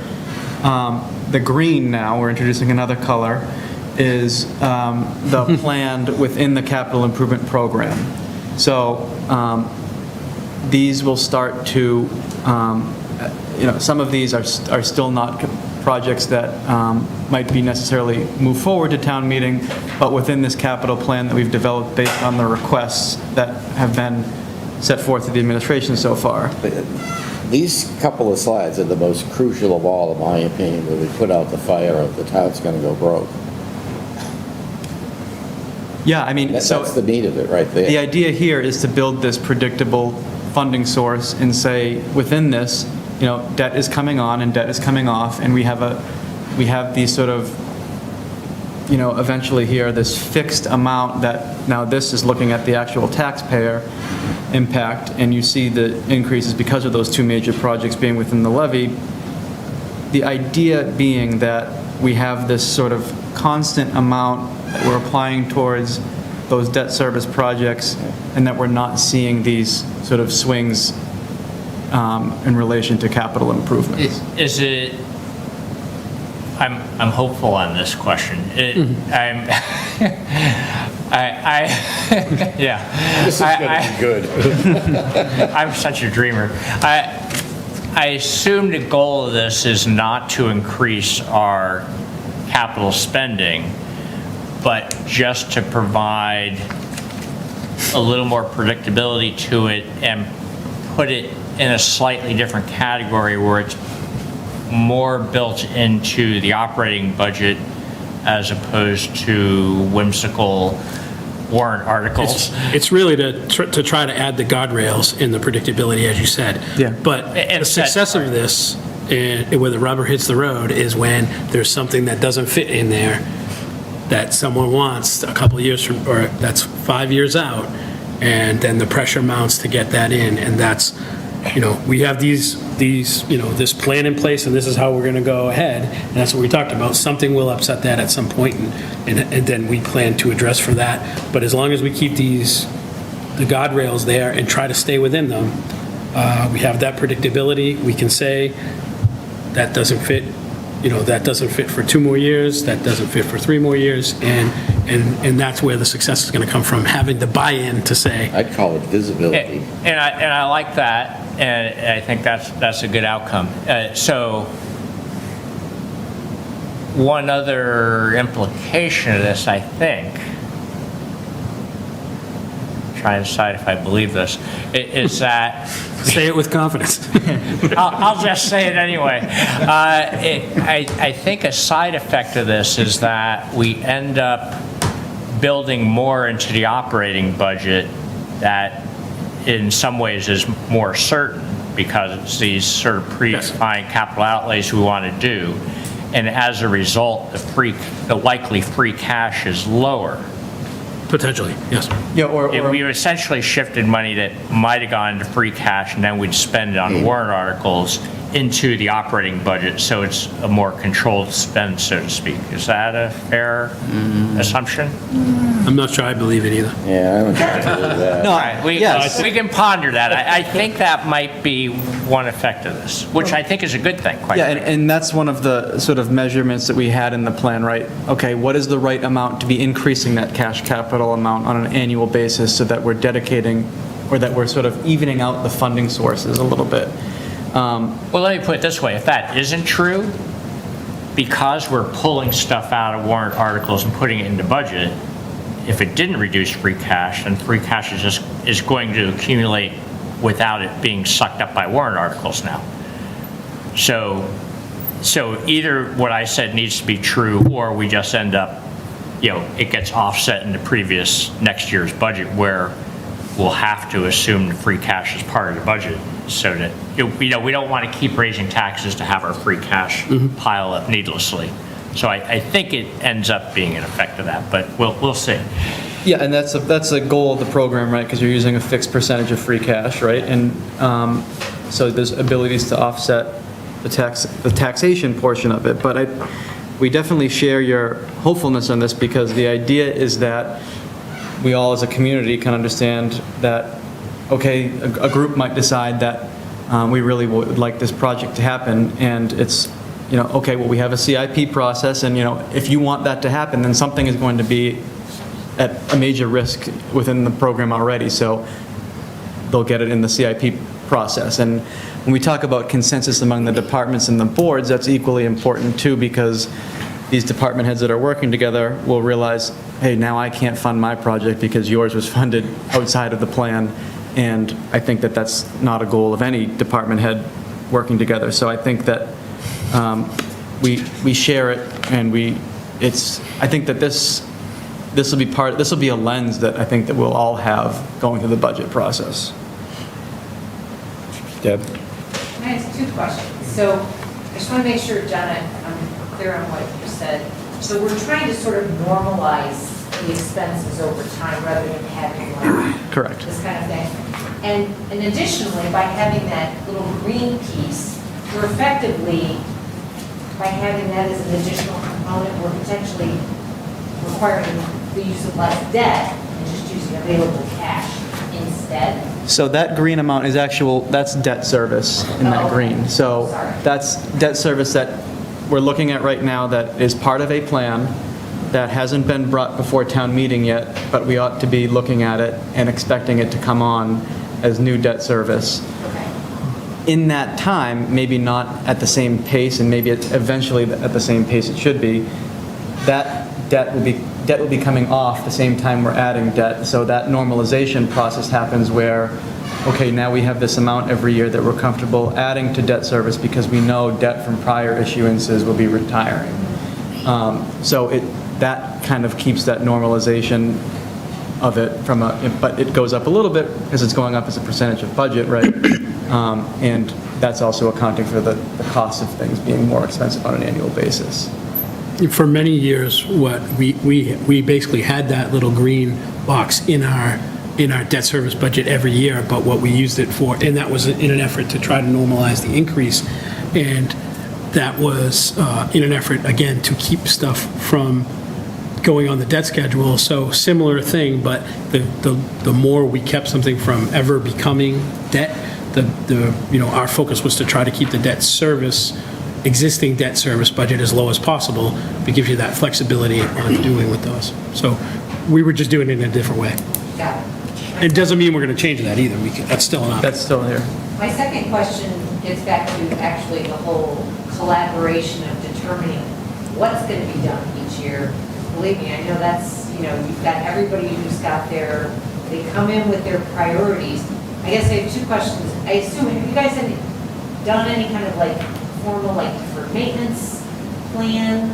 So you sort of know what truly is a priority? And then is that part of the whole collaboration, just sort of educating folks in terms of, safety always has to be priority number one. Even though you want this, it might be superseded by something. So that's been ongoing for a long time, but mostly that happens with the DPW who's in charge of our buildings, or the schools in charge of their buildings, and they lay it all out and they understand it. It's the rest of the departments that didn't always understand it, and it wasn't until recently that we started to try to get everybody together to understand everybody else's needs. Now, doesn't mean everybody agrees with it, but at least if they understand what it's for. And all of our departments are housed in one of our buildings, so they get it. They know that they're in one of the buildings, and they need windows, and they need roofs, and And I think that's another part of the collaboration. It's always I found it to be a valuable exercise to say, all right, we've brought all these departments together. This is how much we have for next year. $2.5 million for debt service, $5.5 million for free cash. We've received $18 million in requests.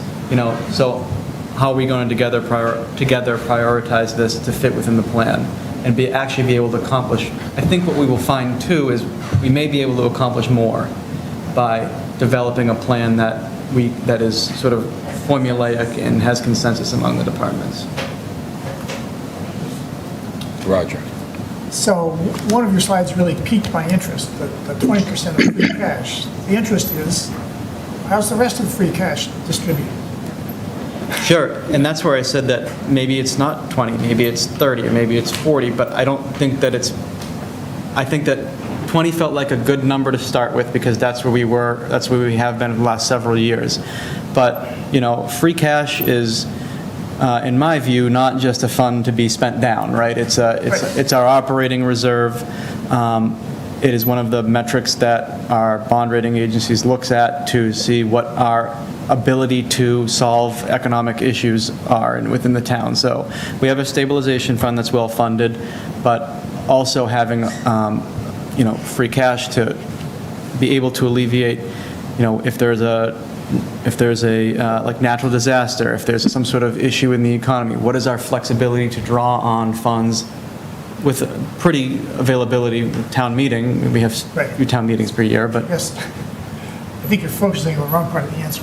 But, so yes, we've got a collaborative process that decides how to spend the 12% of the school and town operating budgets plus 20% of free cash. Who gets to decide the breakdown of the other 80% of free cash? I mean, I know, the finance team and Town Hall 1 have spent a lot of time every budget cycle talking about and having some advice about, well, how much do you carry over to next year and how much you use for, paying down debt, which you mentioned earlier. yeah, it's not a lot different in this case either, because we have been using around that 20% number for our pay-as-you-go capital, and then having conversation about the rest of it. What's the right number to carry over, and what is a good use of these funds? We've put some to OPEB, we've put some to stabilization. Yeah, we've kept stuff off the debt schedule. That's the key. It's now that we'll be having those same conversations. Well, I kind of assumed that, I just. So, Town Hall 1 and these guys, pre-Patrick, always got together, what do we do with the rest? And generally, we agreed pretty quickly. For the most part, what it amounts to is buy down more debt, You could do, OPEB is an encumbrance that's not legally bound to be paid down, but it exists. Another possibility is to turn on a project a little bit sooner than you might have otherwise, because in the prior planning, it didn't get up high enough. It wasn't fundable. So what you're really doing is using that free cash money, first and foremost, in my opinion, is get rid of as much debt as you possibly can. Yeah. I mean, Debt avoidance has been our number one yeah, goal. I mean, Right. Yeah, everything you. debt is everything you what bond eats up us, every you're budget. buying it. Right, and we got plenty of it, so I think it'll be a long time before we won't find something to do with it that's debt-related. And I also think the amount of free cash we're going to generate, as you pointed out, could very well diminish. And that was sort of my answer to We've been very lucky. we may do nothing, right? You know, it's the 20% of free cash, and then the rest is an operating reserve. Right. That's in the situation of when we sort of have to value what, can we pay down debt? Can we contribute to our long-term or address our long-term liabilities? Or if we're seeing a trend, do we want to just sit tight? Which is not a bad idea often. Oh, I'm sorry. Mike, you have a question? Yes, did I hear that this way of doing the capital improvement plan will end up increasing our operating budgets? No, so the operating budgets will, this is based on the operating budget amount. So we've calculated it, or at least the non-exempt debt and the cash capital portion as a percentage of the operating budget. So as the operating budget grows, so will the amount that we're investing towards capital. Okay, all right, I think I understand that now. So I was concerned that this would impact the amount of like tax revenue we collect based on increase in operating budget, but that is not the case. Not considered here, no. Okay, all right, thanks. The 12% of the two, of town and school, that's an extra amount that gets put aside for. Well, it's more just a guardrail for the debt service as a whole. So right now, our target has been, it used to be as low as 4%, and we used to say 4 to 6 and 8 as the max, but we were talking about the whole budget, as debt service as it compares to the whole budget. From now, we're talking about a higher percentage, but of a more defined part of the budget, just the operating budgets for the town and school, and not considering things like health insurance or debt service that really doesn't add any.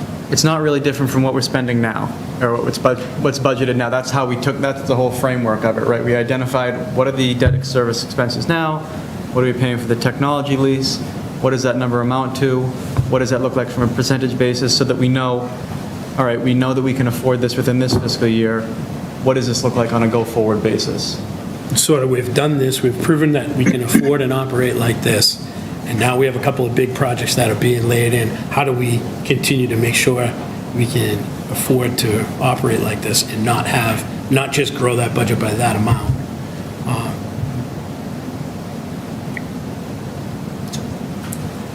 Can I ask another question? Sure. Thank you. So I'm looking at this slide here and considering the previous figure, we saw $1,183 for the mean value house. Does that mean that 1183 figure is in later years than 2031, or it's not included in this, or It's not. am I missing? It's not included, Mike, and this is what the total debt service costs.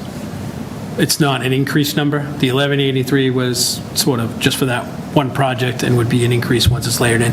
This is sort of what the debt service costs. If you have a $6,000 tax bill in 2031, 800 of it is coming from debt service. That's what this is supposed to be showing. Okay. And so in the next slide, the next couple slides, the next one will show indebtedness or potential indebtedness total. We were asked to look at what the high school would add to the total indebtedness of the town. And I haven't switched to it yet because I want to just provide a couple of disclaimers. It's, Take a deep breath, everybody. it is conceptual, right, and it is actually going to be lower based on the previous, moving from 334 to the 333 number, but it is conceptual based on what a cadence of borrowing might be. It may not be this exactly, but we wanted to get to a place where the total at the end would where we'd likely be. It doesn't consider, and I note this in the slide, additional debt from the capital improvement program that we'd be putting on, which in the grand scheme of this would be pretty incremental, as well as debt that would be retiring. So as we look at this, we look today, FY26, June 30th, our indebted total debt was $82.2 million. And then we look to FY27, where we see Fox Hill, police station, and the field reconstruction. And then we would say, okay, Burlington High School was approved, we're looking at a small amount for site enabling, and that may be more, that may be less. And then we look at then we just, through the next several years, have a fixed amount. We sort of even divided it up. So we would end up, 5 or 6 years from now in that $530 million range. Again, this is just sort of that conceptual amount based on that debt exclusion.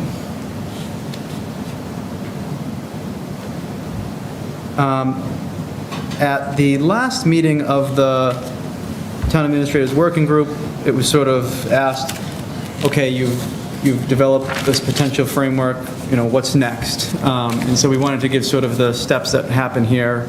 In October, we'll start to finalize the projected recommended funding plan, talking to the departments about where they ought to be for their budget requests. We're already working on developing and understanding the budgets for next year from some of our collective bargaining settlements. Those departments will start to submit their capital and operating budget requests. We'll start to see these in sort of the context of what they mean together. We will begin meeting with departments one-on-one. And within here, one of the things I didn't include is most likely, or we talked about at our next department head meeting, we're going to talk more about our capital program and go through some of that a little bit more to start that sort of, not that the consensus building doesn't exist, to embrace more of our consensus building. And then after the first of the year, as we continue to develop things, preparing that recommended capital operating budget for FY27, and that capital budget will be really a 5-year plan at that time. As usual, best of my understanding, those hearings will start with Ways and Means in mid-February, and then we will be before town meeting in May for an operating and capital budget presentation, which I think will eventually lead us to an interesting segue to the Mr. Pearson's article about how we present on and talk to town meeting and the community about capital on an annual basis.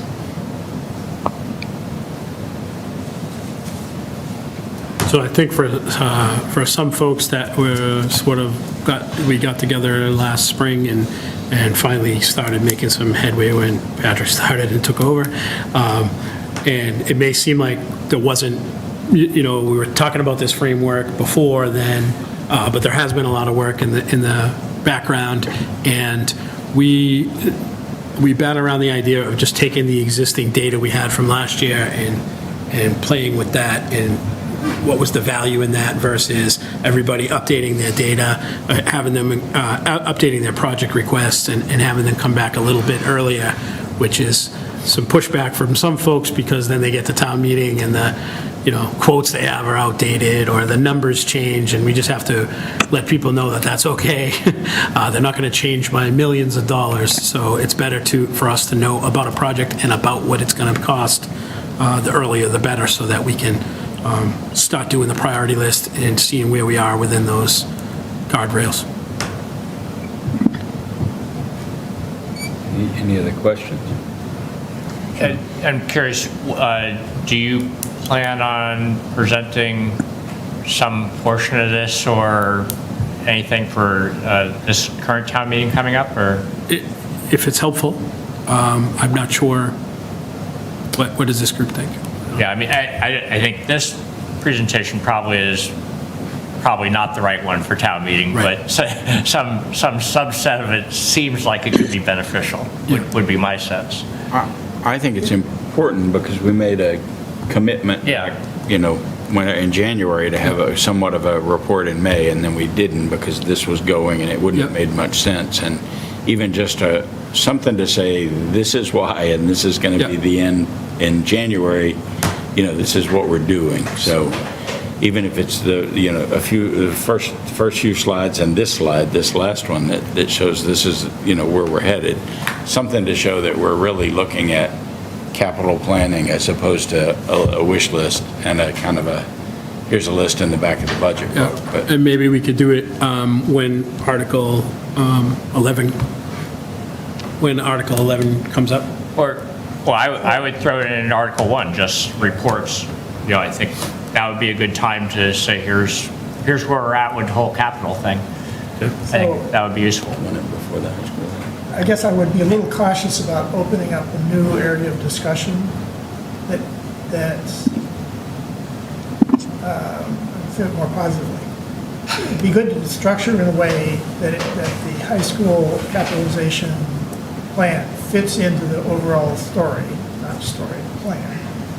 and supports the notion that we know where we're going and we can get there confidently.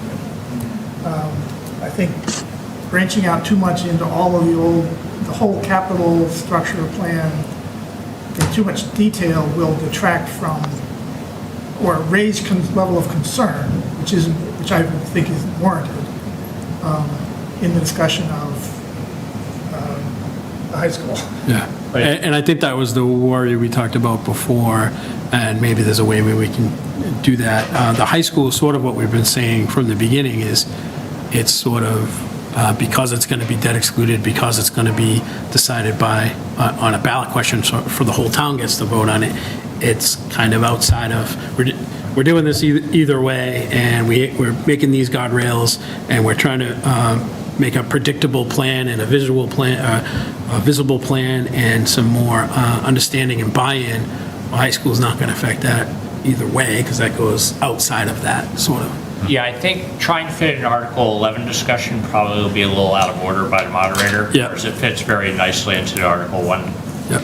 Because you're just giving a report. And I think Doug's point is a good one, that, we sort of collectively made a commitment to make some progress on this and make some kind of report to town meeting. And I think, this would show that there is progress there.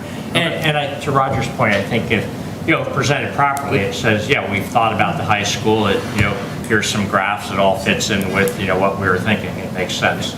I think that, presented properly, it can be calming as opposed to alarming. Trying to be cautious about making it seem like we're trying to do one or the other, sink it, or Ed. make it seem like it fits no problem. Thanks. I think you put those comments together, and I think it is appropriate to do it up front, to put everything in context and to reassure people we've got a plan for managing our business aside from the high school. I think, Patrick, where you had lots of caution ahead of the slide towards the end, I think we should not present something that presupposes Burlington High School as a project before we vote on it. And I think we've already presented a couple of times showing how those are separable projects, our ordinary plan and the high school. So with that, I do think it'd be very helpful to put it up. And I think we talked about in May, when we were talking about capital sort of at a higher level, and said we're going to go from a debt service budget of about $9 million to twice that as we layer in these two projects that have already been approved. So that's sort of in line with what you see on those slides. And like I said, the high school would be considered outside of that. Frank? Thank you, Mr. Chairman. So I agree. I think a status report up front as part of reports would be better, making it clear that we're making progress on this and what we're doing. Is the Capital Improvement Advisory Committee, has that actually been formally put together? Well, it's not, it's ad hoc. It's advisory to the TA, so we, But in your mind, does it have named people? yeah, I think Okay. it's, And so where I'm going is, so we've formed this advisory ad hoc committee. It's working. It's met with guidance from the results of that. You've made this much progress, and here's where we're headed. So I would bring up the fact that that advisory group is actually met and is going to have, periodic play with you. Maybe it's only a couple of times a year or whatever, but I think that's an important piece of this. Sure. yeah, I mean, I see that committee being helpful in the late fall and then more helpful in February, or Yeah. most helpful in January, February, Right. as we lead into May. So now this is, and the committee is, that advisory committee is a committee of the administration, not an advisory committee that's under the town moderator, right? Yeah. Should make- It's basically the administrator just asking for feedback from folks, Right, from a so you whole should make variety. that clear. We've formed the group, we've met, its function will be thus. In conjunction with that, we're working in great detail on putting together models and plans that will do these three main things you mentioned right at the beginning. I think that would be extremely positive, actually. Yeah, I mean, I think for a number of years, Ways and Means has asked for more data, more predictability in this area. Right. Capital has too. Right. Mr. Pearson had to submit a warrant article because he didn't get a Right. capital report when promised, So so, what- I mean, I think All right. our focus is to get there. So that all sounds good. So what are we going to do with Article 11? Well, We'll see in a moment. we're going to see, we're going to talk about it. I don't want We're to gonna speak, talk I don't want to about it speak for next. Monty, but I had shared with him a potential amendment. Yes. Monty, is it okay for me to Yes. bring it up? Appreciate it. So can you stop sharing? Oh, yep. So we're moving on to Article 11. We are moving on to Article 11. Moving Thank you, on. Patrick. Thank you, John, Thank you. for this presentation. Yeah, and Patrick. Glad you're here. Way better than the last guy. Wait, I tell him that every day. I also tell Paul that every day. Toss that one up. So I had shared this with, or we had shared this with Mr. Pearson as potential friendly amendment to his warrant article. We certainly understand why it needed to be submitted. We agree that it should be a bylaw so that we can ensure that what we expect to happen at town meeting happens. So what this it sort of just spells out a little bit more. I can either read it or, well, let me put my glasses on if I'm going to read it. And then we can just get a motion on as read if we agree or whatnot, right? So at each annual town meeting, the town administration will present to town meeting an overview of the five-year capital plan. I think, well, I'll just stop there for a second. I think we understand that the hope is that we want to be able to share projected projects over 10 years, but it is way more of a guess after year 5. We can have our plan in place and try to stick to it for the 5 years, but getting further out than that is a lot harder to do. Capital plan that is included as part of the fiscal year's proposed operating budget. The presentation shall include a listing of the boards, committees, and departments involved in the creation of the capital plan, highlighting all projected major expenditures, a brief description of the use of those funds, why those funds are allocated to a particular fiscal year, and how the sum will affect the town's financial status or act in any of them, and other manner in relation thereto. So, I don't think I have a copy, but someone may have the warrant as printed, I can't really, I don't have the red line, so I can't compare it on the screen to show you what the differences are the two.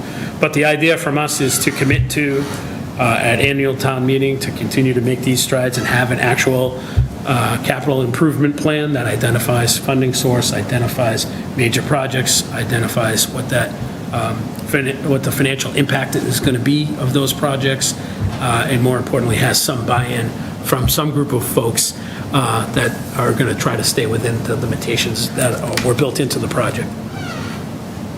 So I'm fine with Mr. Pearson.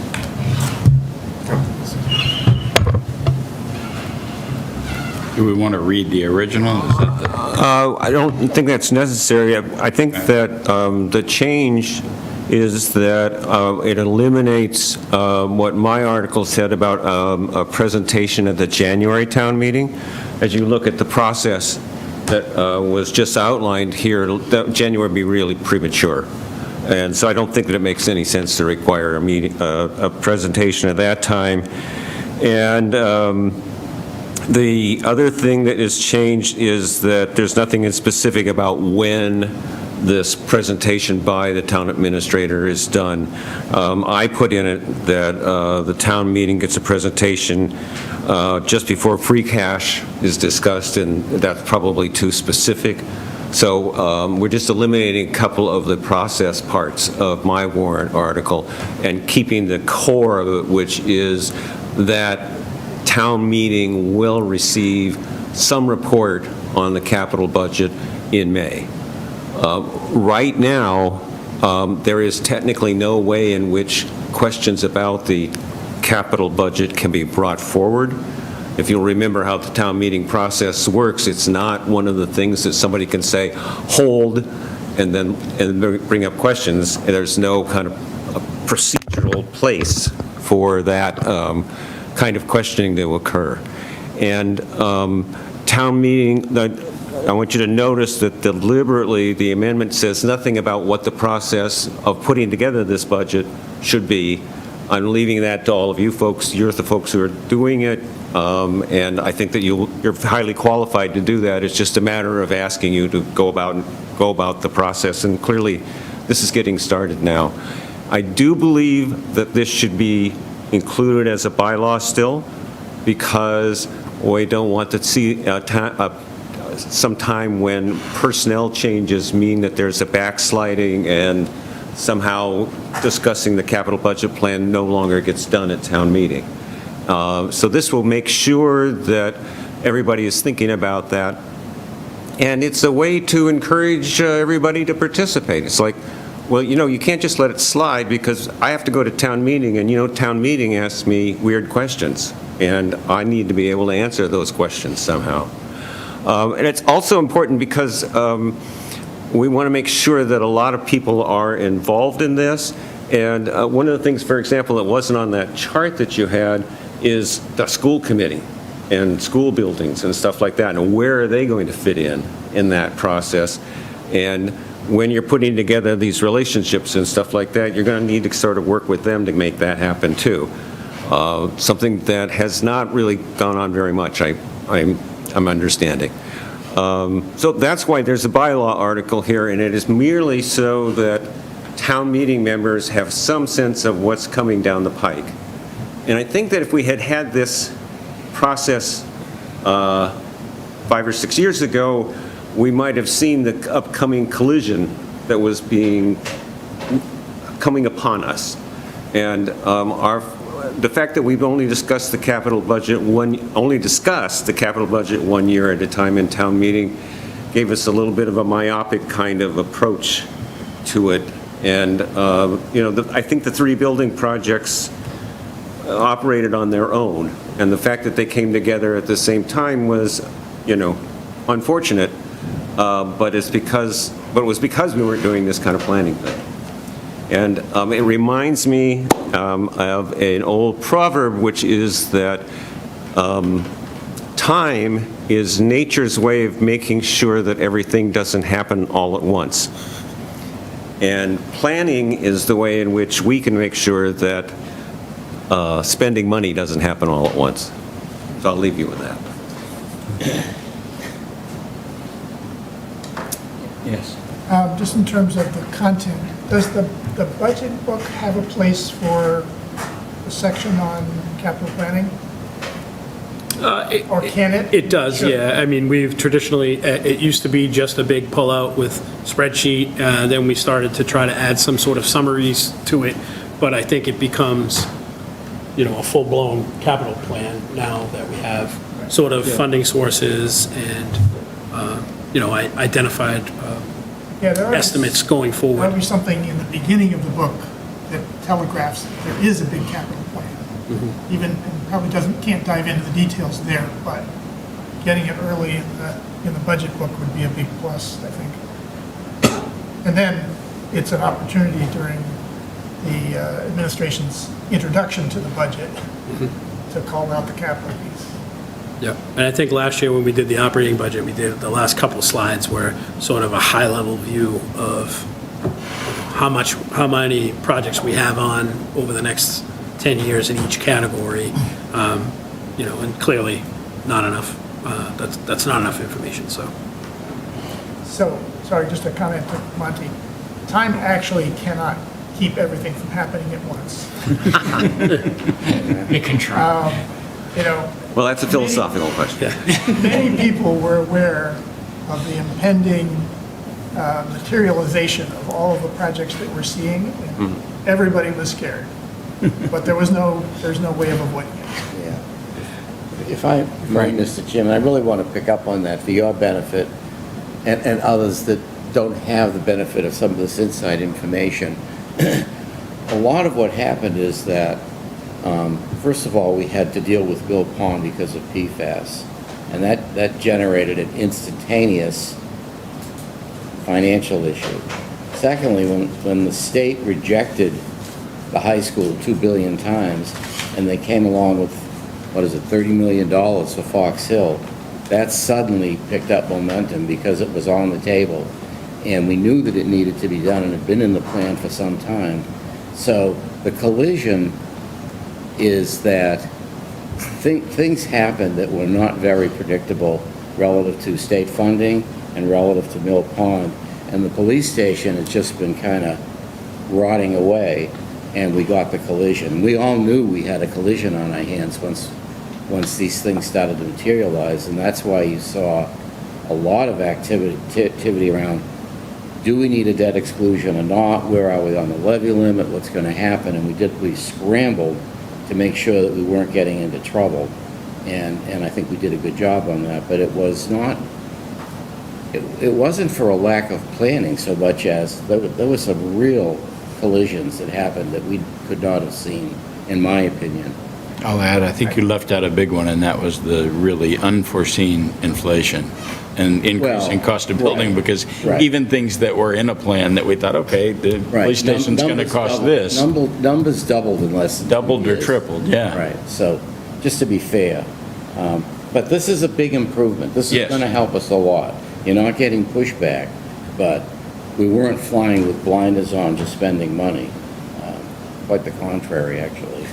I mean, another way to put it, I would say, is that we procrastinated as long as we could. before Yeah, a miracle we did a would good occur. job of holding off. And a miracle did not occur. John. Thank you, Mr. Chair. The original article had some real issues with because it was getting down to weeds a little bit. So I really appreciate you guys getting together and amending it. I think the new wording is fabulous. I think it will, if it causes more discussion on the capital budget, or at least more understanding on it, I think that's a really good idea. So I think it's been adjusted exactly the right way. So nicely done. Do we need bylaw review has this been to the bylaw review committee? The committee has approved my warrant article, the original language. So we can amend. As has Capital Budget and Rules Committee. But if I accept this as a friendly amendment, I don't think that they'll object. Good. Chris? No, I guess a point of personal information. Are we starting to vote on this? I think we could vote on it to, So to I support would it. just raise that we potentially shouldn't, based off of past history, because when the CPA came before us, it was a non-monetary bill. We chose not to vote on that and send it to town meeting and not taking a stance on it. And so I'm just going back to something that Sonia Rollins said before us when we were all considering something we may or may wanted to see, that it may not be good for us to take a stance on this since it isn't a monetary thing and it is town meeting. I think the presentation's great. I'm personally in favor of this, but I think going from past history, we chose at that time not to, and it would maybe be prudent to do this as well. As my grandmother once said about my grandfather after he died, Sonia's not here anymore. Did he use that exact words? Tanya's no longer here? No. Go ahead. I would suggest, I think we should have taken a position on CPA, quite frankly, because it really was a financial matter. But regardless of that, CPA's not here anymore. So I think it makes total sense that this is a financially related thing, even if it's not specifically spending money. It makes total sense for us to take a position whether we think it's a good idea or not. Fully respect abstentions, though. But it feels like. If I can add just a bit, I really appreciate your work on this, Mr. Pearson, just holding our feet to the fire, because I think communicating this out to town meeting is very important, and I think it's at the right level. So I appreciate that commitment mechanism that this represents for the communication. And I think unlike the CPA, the reasons for it are financial planning specifically, rather than other values. So I think it's appropriate for us to take a position because town meeting is going to want to know that we are okay with the financial implication. I would make a motion to support Monty and the town administrator's not free, but friendly amendment, yes. I second that. Cheyenne?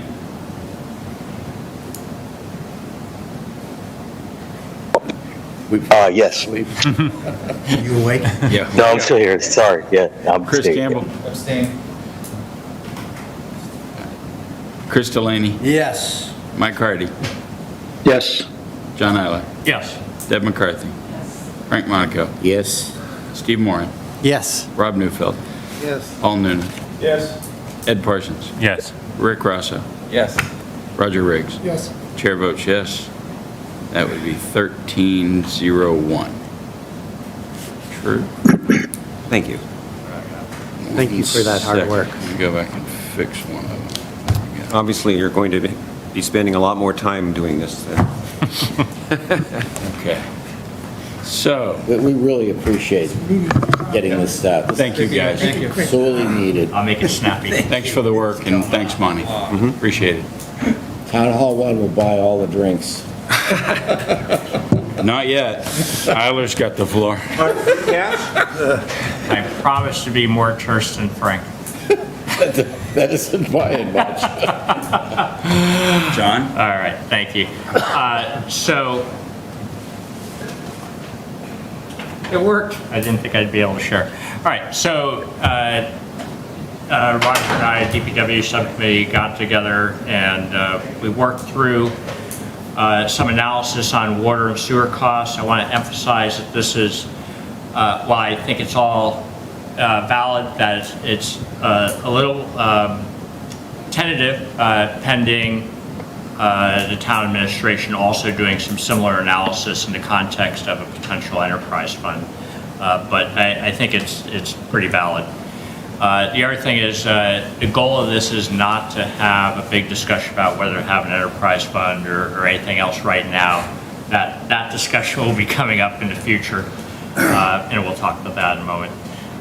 So the goal, what were the goals right now is just think about the relative costs of Mill Pond versus MWA water. Think about how do our costs and revenues line up right now in those things. What's the split between residential and commercial in terms of usage and revenue, and think about the rate structure a little bit. So so you'll be happy to know I'm not going to go through the spreadsheet right now, but I'll provide a link to that for those of you that enjoy spreadsheets as much as I do, and you can be happy to have you dive into the numbers. But there's what went into this was looking at the FY26 budget, MWRA assessments, going through all the staff compensation benefits, trying to figure out OPEB and health insurance costs, trying to really include every cost that can be, with the one exception of not trying to divvy up some fraction of town administration and apply it to this as overhead. At any rate, the operating costs are about 72%. The capital costs end up being about 28%.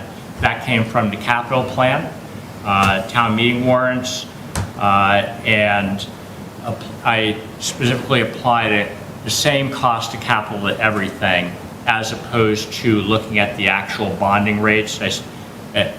More representative of what's going forward is capital all costs the same, so I tried to apply that here. Some things are slightly old in that we only have revenues from FY25 and the water production numbers are from calendar year 25, but that's factored in a way that you'll see. So this is a little something I like to call the Frank slide. So where did we end up on a per gallon basis? Interestingly, Mill Pond and MWA Water are within 5% of each other, just a little under a penny a gallon in terms of, if I move the cursor, does that show up there? Yes. Yep. Yeah, so these, yeah, kind of. So at any rate, the expense column, those first two showed it. Interestingly, when you factor in all the operating capital costs, the PFAS plant, all that kind of stuff, they're remarkably similar. And when you do a similar thing for sewer, you come up with a little more than a penny a gallon. So in an amazing coincidence, it costs about as much to get rid of water as it does to make it to begin with. Now, if you look at the related revenues, against that roughly penny a gallon, the revenue on water is about 0.6 cents. So that's, we're paying roughly 2/3 with the revenue coming in, with the rest being subsidized from the general fund. And the revenue from the sewer is about 0.9 cents, so there we're covering about 80% with the actual revenues. So that's an interesting observation. And we'll get into dollars in the next slide. And then if we look at residential versus commercial, you'll see the commercial's a little more than half on both. You can see the percentages there and the next to the expense column. Now if you look in the revenue column, you can see the amount of where the revenue is coming from. It's much more heavily skewed towards commercial. So that sort of makes it obvious that we've got some subsidies going on there from the commercial sector on a per gallon basis, covering our overall water costs. So if we go to the next slide. Isn't that the place where the consumption of commercial was quite a bit higher than residential? The consumption is about, on water, it's about 52 versus 48%. So it's only slightly more, but the payment is 60 versus 40 in terms of the billing. If we go to the next slide, this is now looking at the, instead of per gallon, it's just looking at total dollars. You can see the breakdown of residential versus commercial there. And when you add up all the, and you'll just note there is no commercial irrigation rate. They have one water rate, which is why there's a blank there.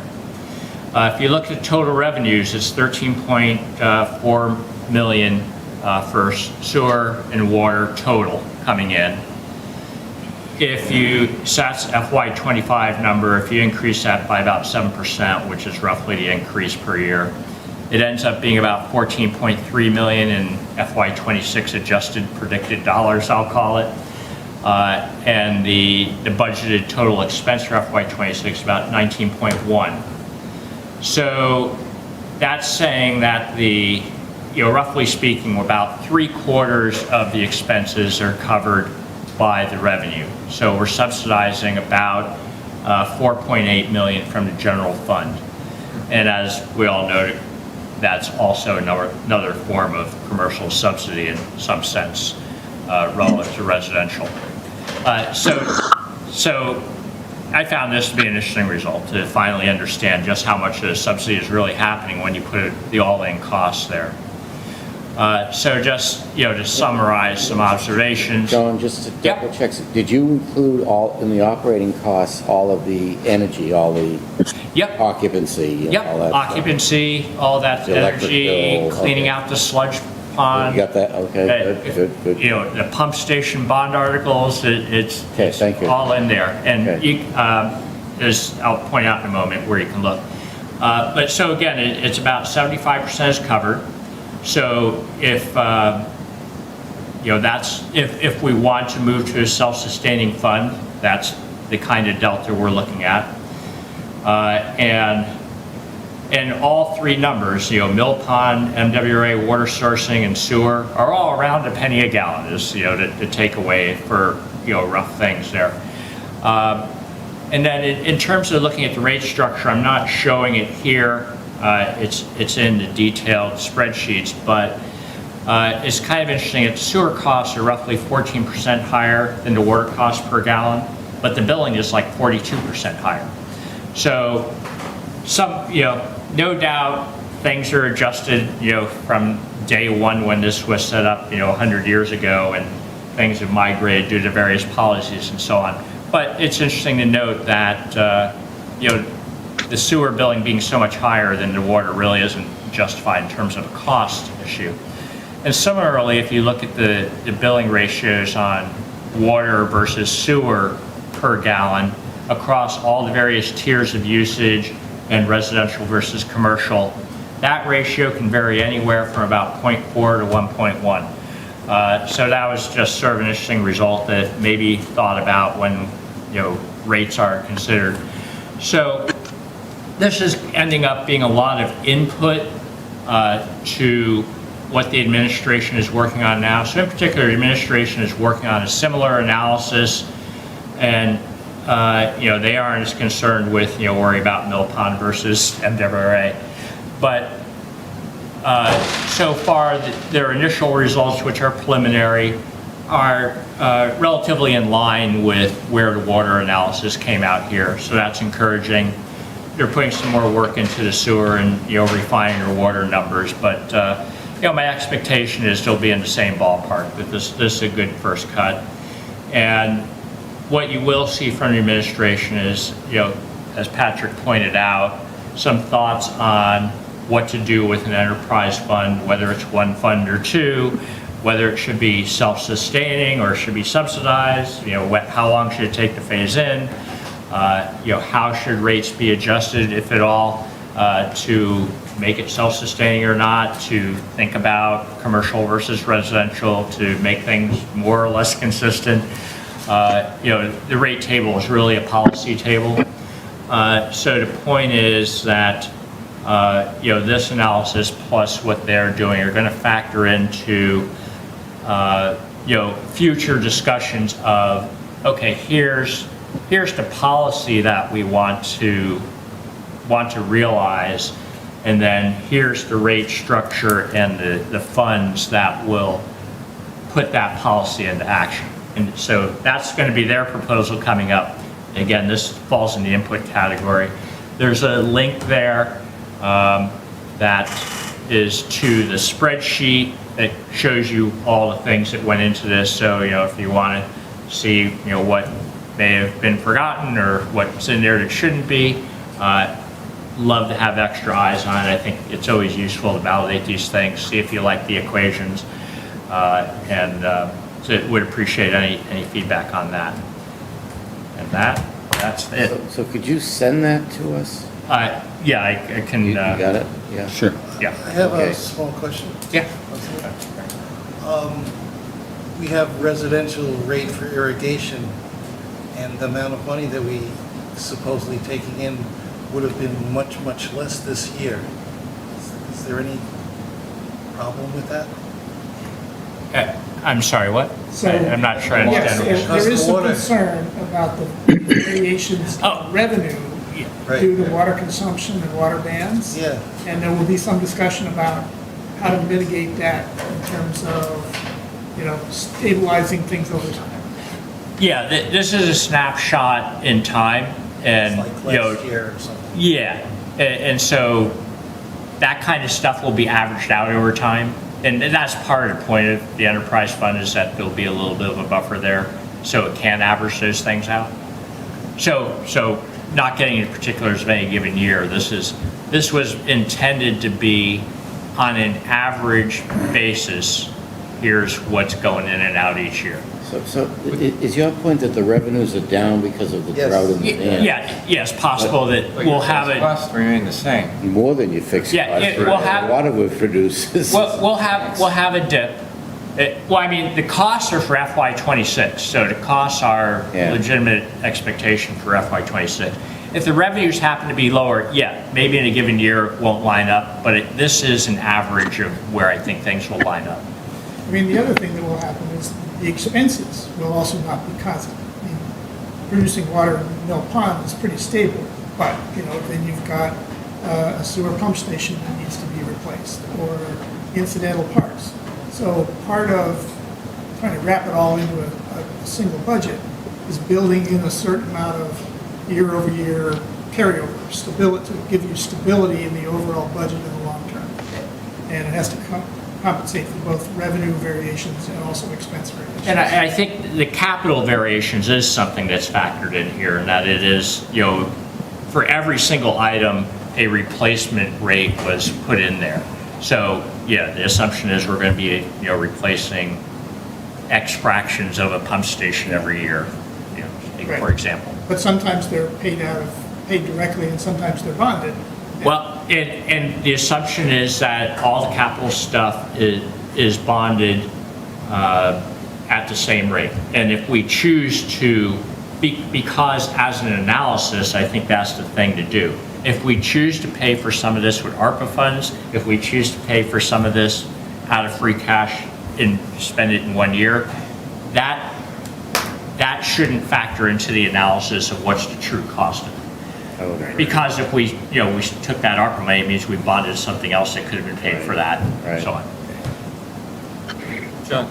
Yeah. Do you know, for commercial, do they have also a separate meter and separate rate for irrigation? No, they specifically do not have an irrigation rate. They're paying the full load on rate it. And the regular. Yeah, if they drink it or put it on the lawn, it costs them the same. They're still paying for sewage, in other words. That same, yeah. Their sewage gallons are the same as their water gallons. Yes, Yeah. okay. And the rate's their rate's a little different. Anyway. Well, interestingly, the rates, if you look at the tiers, the highest tier is actually the exact same incremental rate for residential and commercial. It's just that more commercial are at that higher tier, so they effectively pay more per gallon because of where they're at. And that's where the rate structure is really realizing a policy decision. Very good.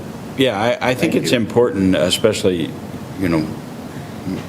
Frank keeps pointing out that we need to be thinking about Mill Pond, and he thinks sooner rather than later, but the truth is, I couldn't really tell, but it's felt to me when I did rough numbers and looking at the expenses that, if anything, Mill Pond might be costing more.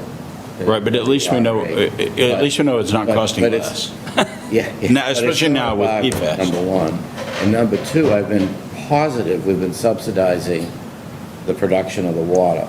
Sure. And I didn't know how much, so you're looking at like 25%. That's actually a pretty alarming number. It's a big number. It's a lot of money. Yeah, I mean, this, again, we decide what to do with this. This is input into what policy we Thank you. want. And that's the way to do it. It should, the administration and the selectmen need to decide what to do with it. Do you want to subsidize? Fine. Then, that needs to be aired. I think there's a general thought out there, though, that Mill Pond water is cheaper. And so if we were to look at going to more MWRA. I would have bet my life. Well, I know you would have, but not everybody believes you. Well, and I think nobody believes you. If you subtract out the PFAS numbers, it was cheaper. So PFAS. That's the problem. PFAS brought them to parity, and as you point out, there could easily The next be PFAS number 5 comes in, and I we will get place another that bet anytime you'd like. I know you will. It's on its way. There's a risk associated with Mill Pond water. That's right. And there's also risk of, MWRA giving an assessment for some project that they have to do. Sure. So I don't know how to evaluate that assessment either, other than Right. historical, but anyway, Right. great work, John. Really good Yeah, that you pulled thank all you. that together. Thank you. Do you want to send that, or should I? If you would like it, but if you want to send it to me, I will. But if you're happy, I won't be offended. Happy to. You're much more efficient at it than I Happy to email. Well, actually, you have the distribution list, so you all should right. send I it. think Send it anybody could use it. Okay. Moving. Thank you. Moving on quickly. Mike, do you have a police station update for us? Yes, I do. We haven't had a meeting since our last meeting, but I checked with John, and he said that the updates are that bids for the project are due at the end of next week. They're putting the finishing touches on the temporary space, and planning on moving into the temporary space in 3 weeks. Excellent. So your charge, because I'm hearing that the costs are maybe a little bit less than what was feared because of, when we started this project and what the building environment looked like. Your charge is to make sure they don't expand outside their scope of what we agreed to. Save that money, man. All right, I'll take that challenge. All right. High school, yeah, I've got an update. I've got a slideshow to show you about that. Yeah, well, save it. Fox Hill. Roger, you got Nothing new. Yeah, kind of boring right now. Middle of design. Yeah, Chris, anything on athletic field? Yeah, we met Monday. There was a design update. There's some minor changes to the walkways, discussion of a second scoreboard, modification to the kick wall, discussions around fencing, also an updated cost on the overall project. Looks like it's going to come in significantly under the original budget amount. And then additional discussions on parking and handicap parking, things of that nature. But the project's going to be delayed, I think, longer than expected based on, there's still, have to go back to the Conservation Commission, there's still some issues that need to be resolved. So it's kind of an ongoing, still an ongoing. All right. Discussions. Rob, electronic voting, any word? I haven't heard from any. All right. Minutes. Must be going really well. It must be great. You still want an all mail-in ballot? Minutes from August 27th. I didn't get any significant changes there.